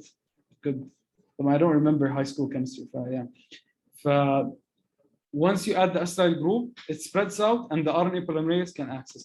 Once you remove the methyl group, the RNA polymerase can bind and transcribe. Please be sure you're good with this. Read it a couple of times and it will become easy. طبعا. I'm sorry to interrupt. But I have a Yes. question. The Sure. doctor said no, it can happen both ways. In what way? إنه even if you remove or add it can either reduce or يعني كمان يكتر هاي. DNA عادي الترانسكريبشن ترجع على السلايد اللي قبلها، بالسلايد اللي قبلها مكتوبة تحت. هون مكتوب إنه صراحة مبين عليه بس E2F4 gene can something فإنه it can happen both ways، لأنه فوق مكتوب reduce transcription وتحت مكتوب إنه كمان بيسرعه. Oh, okay. Yeah, I understand this point. And I forgot to remove this paragraph because it's so confusing. This is what I want you to know. Methylation, most of the times, okay, reduces transcription. Okay, sometimes in very special cases, it can increase transcription, but I usually remove this paragraph every year because they don't ask about it and it confuses students. I forgot to remove it this year, okay? So please know that methylation reduces transcription. Sometimes it doesn't, but you don't care about these things. A scientist who's working at Stanford usually worries about these things. You don't have to worry about this. Methylation decreases transcription for now, okay? They won't tell you EG4, E24. They don't ask. I promise you, they won't ask about this. If they do, and come meet me after the exam. ماشي؟ طيب. The second thing, genomic imprinting. Genomic imprinting means you know how you have an allele from each of your parents. So, مثلا, say you have an allele from blue eyes from your father and then brown eyes from your mother. Okay, which one gets expressed? It's the dominant allele, صح? Okay. It's the dominant. You know this. You know what I'm talking about. Genetics. صح? Yes. So when this happens, the reason this happens is because of the transcriptional modification. It's because of acetylation and the methylation. Okay, that's everything I want you to know. So in genomic imprinting, transcriptional regulation is the reason one is expressed more than the other. And this whole thing is called epigenetics. Very simple. So epigenetics is everything not involving the nucleotide sequence. It's regulation beyond the nucleotide sequence. They're going to play a lot on the meaning of epigenetics. Yeah, they will put a lot of tricky terms. Make sure you understand it deeply. Like, do a quick search and make sure you understand it. Okay? طبعا.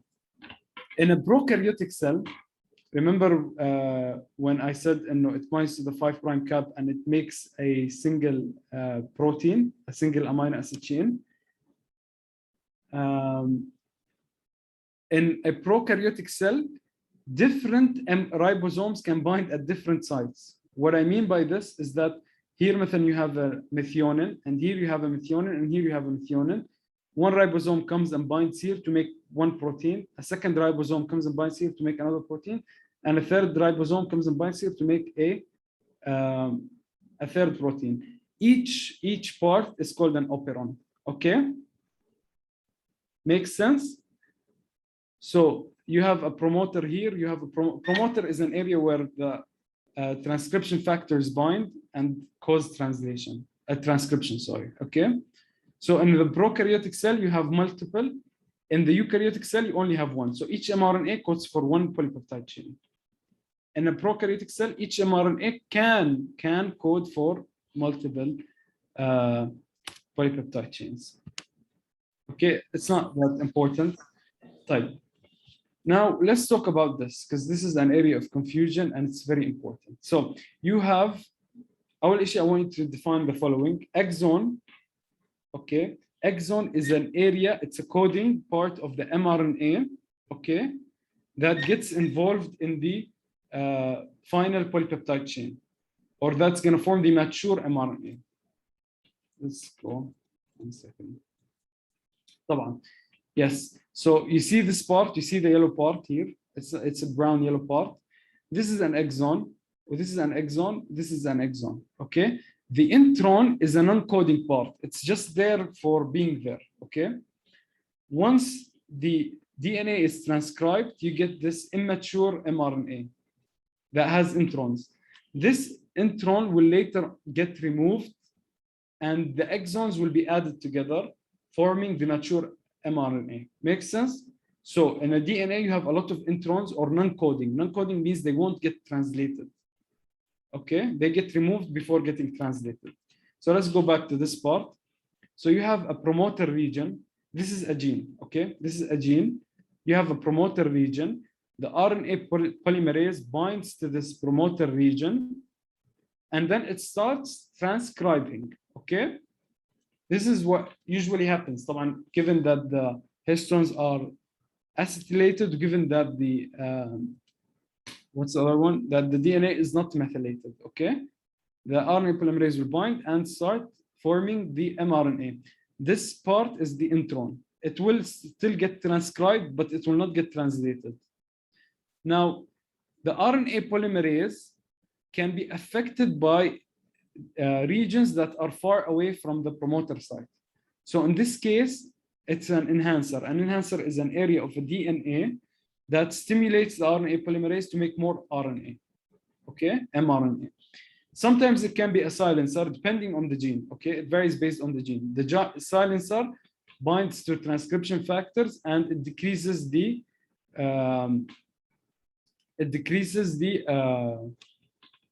transcription rate, okay? Yes, so this is all mediated by transcription factors. So the transcription factor will either bind to an enhancer. If it binds to an enhancer, then it will go to the promoter region where the RNA polymerase is, and it will make it transcribe faster. If it binds to a silencer, then it's gonna decrease the transcription. There are things called repressors. Repressors are things that inhibit the silencing.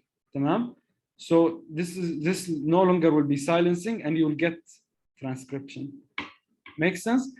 I really just want you to understand the general idea of it. Okay, don't focus on this. I told you what they're going to ask you about. Tamam? Okay, so Sorry, but what's the main idea for the previous slide? you know how I told you have structural things such as methylation and acetylation? These affect transcription, صح? صح? Yes. And then you have different things. You have the transcription factors. Transcription factors can either increase or decrease depending on whether the area behind the gene is an enhancer or a silencer. That's it. So it can affect transcription. That's all you want. Okay? Okay. So transcription factors don't always mean increased transcription. It depends, okay? But both activators and repressors increase transcription. Activators or repressors to a silencer, yes, because you can get a repressor to an enhancer. I don't want to confuse you, that's why I didn't mention anything about it. Apologies for this. But I have a question. Sure, ask what I should say. Yes, ask. ممكن slide اللي قبل. Yes, sure.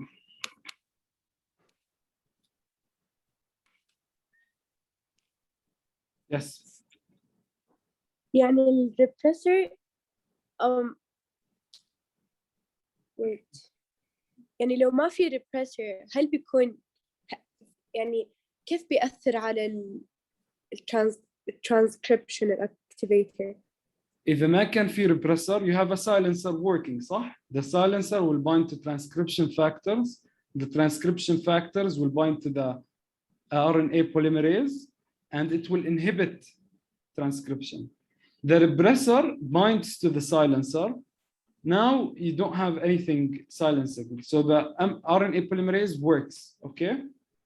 Oh, okay. Okay, thank you. Okay, good. Right. So you have cis and trans elements. So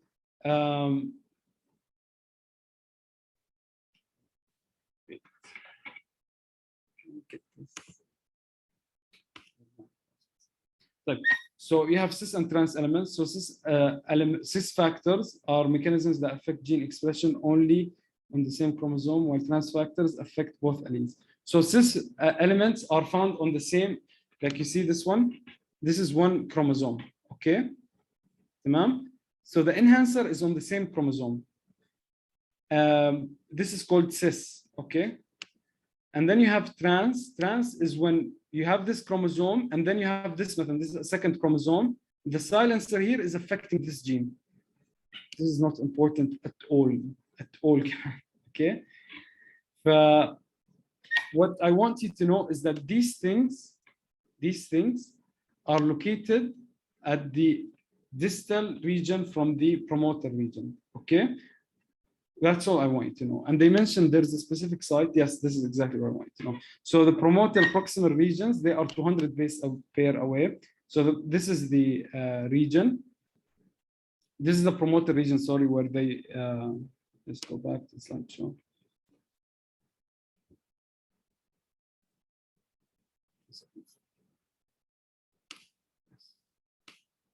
Yeah, this is the promoter region where the mRNA bind, where the RNA polymerase binds, okay? And then you have a distal to it, way far away, you have the enhancer element. So the promoter region is 200 base pair away. The enhancer element is usually 50 kilobases away. Tamam? This is what they ask about, and know how far is it? That's it.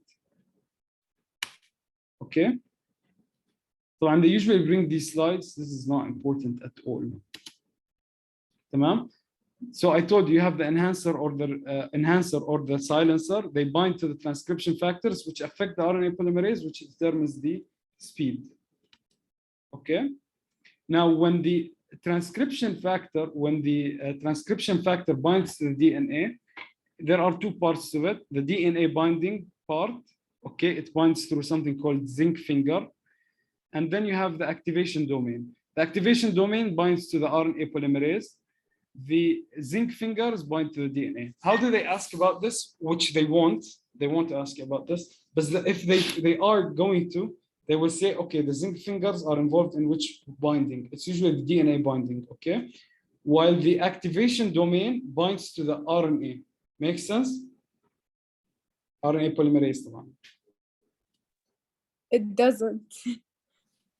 But okay, let's take this example. We mentioned transcription factors. Hello? Okay. This is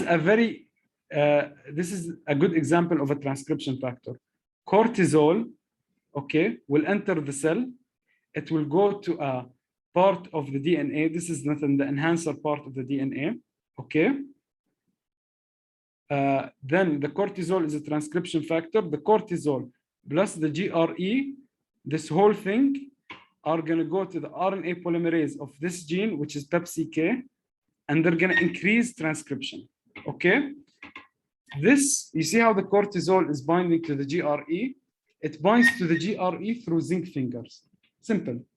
And then the other part of the cortisol or the activation domain binds to the RNA polymerase. That's all you should know. Makes sense? Same thing for glucagon. Glucagon is cortisol is hydrophobic, so it can enter the cell easily. Glucagon is hydrophilic, so it binds to a receptor. It activates intracellular. You don't have to know this. I'm just giving an example, and this is a really good example. It binds to, it creates intracellular reaction that forms methylene CREP. Okay, CREP here is a transcription factor. Transcription factor binds through zinc fingers to the enhancer region, with the activation domain of the transcription factor increases RNA polymerase. Makes sense?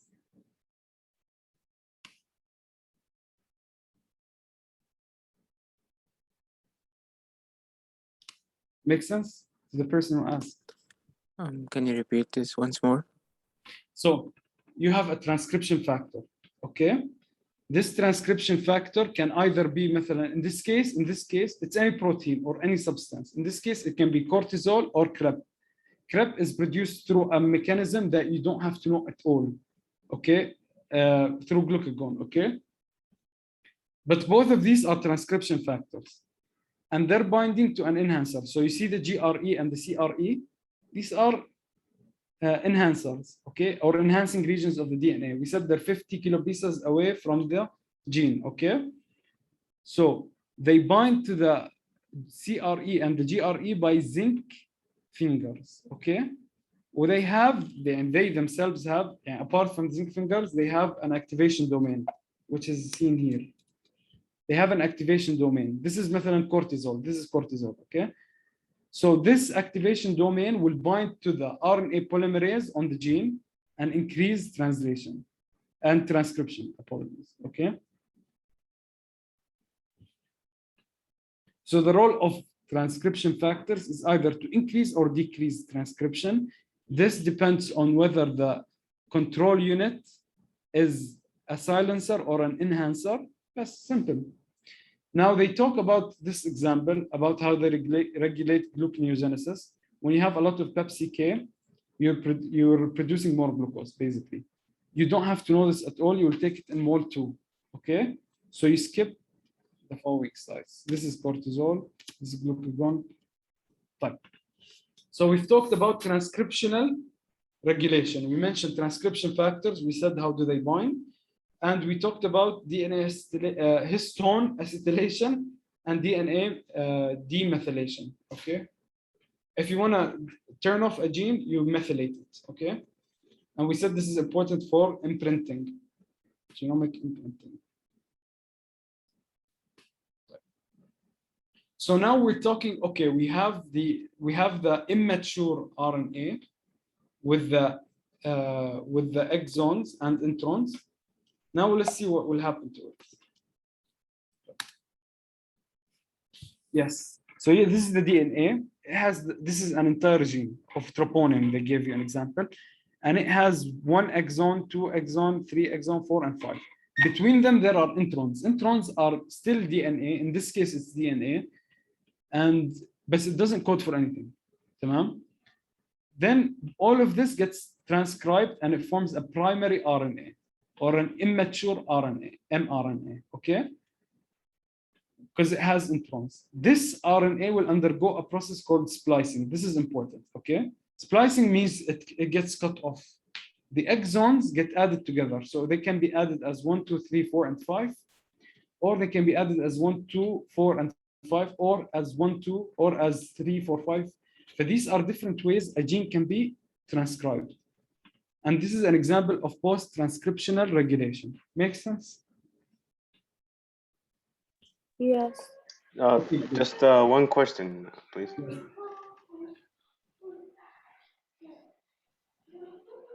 Yes. How will they ask us about this alternative RNA splicing? That's a good point. So the way they will ask you about this is, it'll be a long scenario, okay? And they will tell you, what's honestly,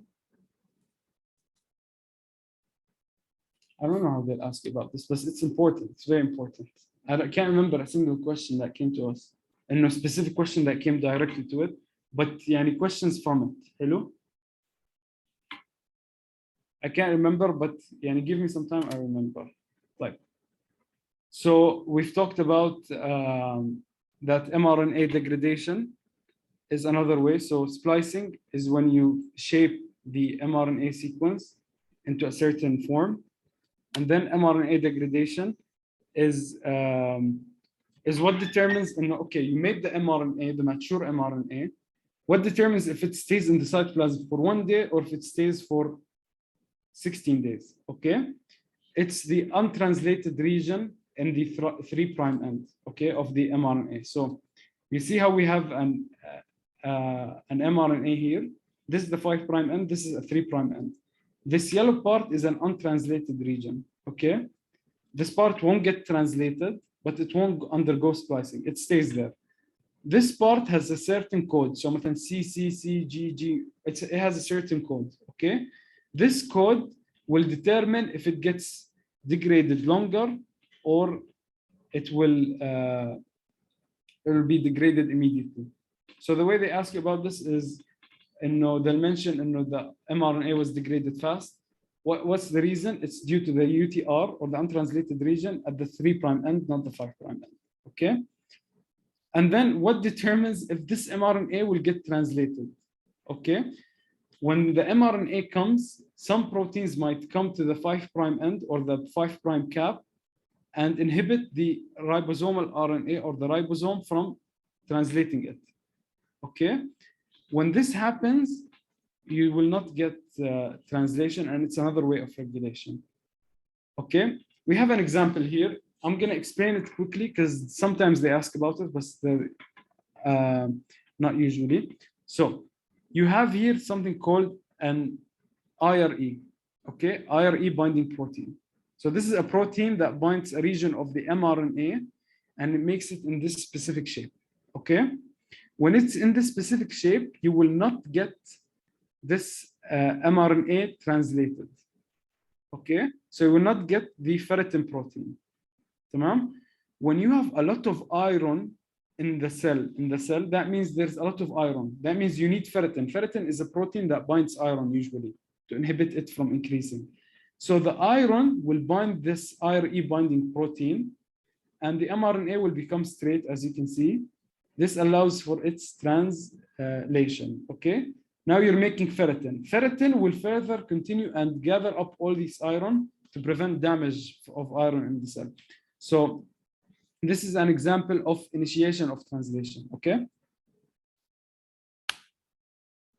Good. And then to the last way Can you you please repeat it? Okay, so you have an mRNA. This mRNA codes for the protein ferritin. Ferritin is like a basket that holds iron together. Yani if there is iron, it collects it, okay, to prevent it from damaging the cell, okay? Usually it stays in the cytoplasm. Apparently it's 3' UTR allows it to live longer. So it stays in the cytoplasm. And once it's in the cytoplasm, it's not getting translated. Why? Because it has this thing binding to it. This is called an IRE binding protein, okay? It has this protein bound to it. This protein doesn't allow the ribosome to come and translate this mRNA. When there is an increased iron inside the cell, okay, this iron will bind this protein and remove it from the mRNA. Once it's removed, now the ribosome can come and translate it to make ferritin. Once you have ferritin, ferritin will gather all this iron. It's a mechanism of decreasing damage inside the cell, okay? What is ferritin mRNA? Ferritin is a protein, okay? mRNA is the code that makes this protein. Tamam? Okay, so we want to translate ferritin. We want to translate ferritin when there is a lot of iron, okay? So But if there's no iron, we cannot translate ferritin mRNA. Yes. Why? Because we have this thing. This thing is inhibiting us from translating the ferritin mRNA. But when there is iron, it removes this thing, okay? And you can get... So we can translate it. Exactly. Okay, thank you.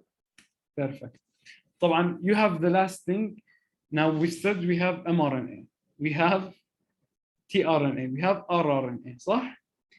We have listen more. We have miRNA and siRNA. Okay? Now, for your sake, there is no difference between the two. Okay? Now, forget everything related to mRNA. These are different. Okay? These RNAs act like proteins, and you will see how. They regulate transcription. So this is how they do it. siRNA and miRNA are basically the same, okay? So it looks complicated, and this is what I hate about MOL, that it looks complicated, but this is what you have to know. siRNA binds to this protein called argnot protein, forming this complex, okay? The RICSC complex. You don't have to know the name, okay? Once this complex is there, it can find a specific mRNA sequence and inhibit translation or degrade it. Simple. So miRNA or siRNA bind to argnot protein to inhibit or degrade the mRNA. Makes sense? Yes. Do we need to know when they inhibit and when they don't? Even scientists don't know this. Okay, alhamdulillah. Don't worry about it. طب how they will ask about it يعني this slide Well, they usually don't ask about this lecture as much as you think. The things you have to know from this lecture, You saw the definition of epigenetics. Yes, Okay. yes, yes. This is one. Okay. They Okay. play around with it. Okay. They give you 100 definitions. They all look the same. Or you have to choose one. Okay. Now you see, when you understand the entire picture of all of these, you're able to answer the definition of epigenetics. Okay. But they will never tell you إنه مثلا إنه it won't be a direct question as مثلا which process cuts the exons and adds them together, and you say RNA splicing. This is not high school. They will never ask you this. But they might ask you, which of the following post-transcriptional modifications, okay, involve cutting the DNA. هيك بس يعني they won't be direct. Okay, ماشي RNA splicing. They will يلتفوا حوالي الموضوع. Okay. You need to know إنه مثلا splicing is a post-transcriptional modification, which makes sense. Okay. طبعا I'm just gonna go over the lecture very quickly to make sure إنه you understand the entire point. Serious. It will take 2 minutes. Okay. To prove a point. ماشي. طيب نبدأ. In order to transcription control, you have two ways. You either have acetylation or methylation, depending on if you want to turn on or turn off. The other thing, you have transcriptional factors. Both of these are transcriptional control of the DNA transcription. So you know the structure. This is important. They ask about this. Okay. They tell you in the octamer. This is an octamer because it has 8 protein or a nucleosome. They will tell you, is it made from H1, H2, H3, or H4? You know this, okay? They'll ask you about this, okay? طبعا they'll ask you about this a lot. Which of the following genes gets transcribed? Is it when the histone is deacetylated and the DNA is methylated, or so on and so forth, okay? So it only gets transcribed when the histone is acetylated and the DNA is demethylated. Sometimes they'll tell you, okay, when the histone is methylated, histones don't get methylated, okay? Students get confused, so make sure you can differentiate. Again, we're still talking about transcriptional modification. This is important in genomic imprinting, and this whole lecture is epigenetics, okay? We said in bacteria, they have operons with different, one mRNA can code for 3 or 4 or 5 proteins. In humans, one mRNA, one protein. Know this?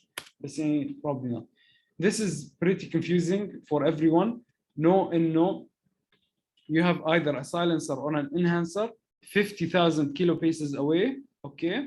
This binds to transcriptional factors to either increase or decrease. We know how they bind. You know the distance. You know how they bind by either by zinc fingers, or they have an activation domain. طبعا they give you an example here. Delete this slide so I'm سويتي الموضوع. Okay. These slides, they will not tell you, okay, CREP or CRE, because it differs, because you have مثلا hundreds of thousands of genes. You're not going to start memorizing each and every one. Okay. This is just an example. طبعا here in this case, CREP is the transcription factor. CRE is the enhancer. Okay. طبعا they tell you more about this. The previous slides tell you more about this. Then we finished transcriptional regulation. Now we're moving to post-transcriptional. We mentioned RNA splicing. We mentioned mRNA degradation. Well, this is determined by the 3' end. So this is the mRNA. This is the 3' end. It has an untranslated region. Okay. This region determines whether it will live for 1 day or 1 year. Okay. The mRNA. Okay. Then you have the initiation of translation, and we gave an example to ferritin. Sometimes some protein bind to the mRNA and either cause it to be translated or not. And then we mentioned miRNA and siRNA. We said they're the same thing, okay? Well, they bind to argonate, and then they degrade or they inhibit translation. These are the 2 lectures. Spam me with questions. The epigenetics lecture, good thing they don't ask about it, because it's usually for scientists, and this is extremely important. And they don't ask about it, but you should know what epigenetic means. That's it. The lecture before it is extremely important about protein synthesis. Usually in the midterm, you have 60 questions over 15 lectures. That means each lecture you get 3 or 4 questions. تمام؟ I probably said them all. Ask me questions. I have a question. Of course. Do you mean by epigenetic the appearance? So epigenetics من الآخر أنت عندك DNA صح؟ الدي ان اي لازم يصير بروتين. لكن قبل ما يصير بروتين في كثير أشياء بتعدل عليه تمنعه أو تزيد من البروتين أو تعدل. فهاي الأشياء هي الابيجينetics. تمام؟ فابيجينetics are things that are not related to the genetic sequence. يعني ما لها دخل في الدي ان اي sequence بس تتحكم في البروتين. وضحت؟ يعني مو الابيرنس. لا بالاخير تتحكم بالابيرنس. مثلا اذا الابيجينetics قررت انه مثلا الام ار ان اي تبع البلو ايز يزيد ف you have blue eyes. اما even though your gene codes for مثلا brown eyes, even though your gene codes for blue eyes, if the epigenetics delete this mRNA or degrade it, then you don't have blue eyes anymore. Okay. يعطيك العافية. شكرا. Of course. I just want to mention one last point before I go.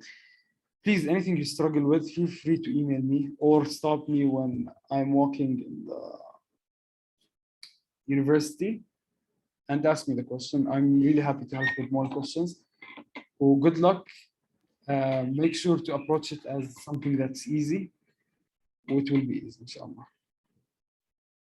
Thank you, everyone. It was a pleasure having you today. Thank you, Ibrahim. Thank you so much. يعطيك العافية ما قصرت.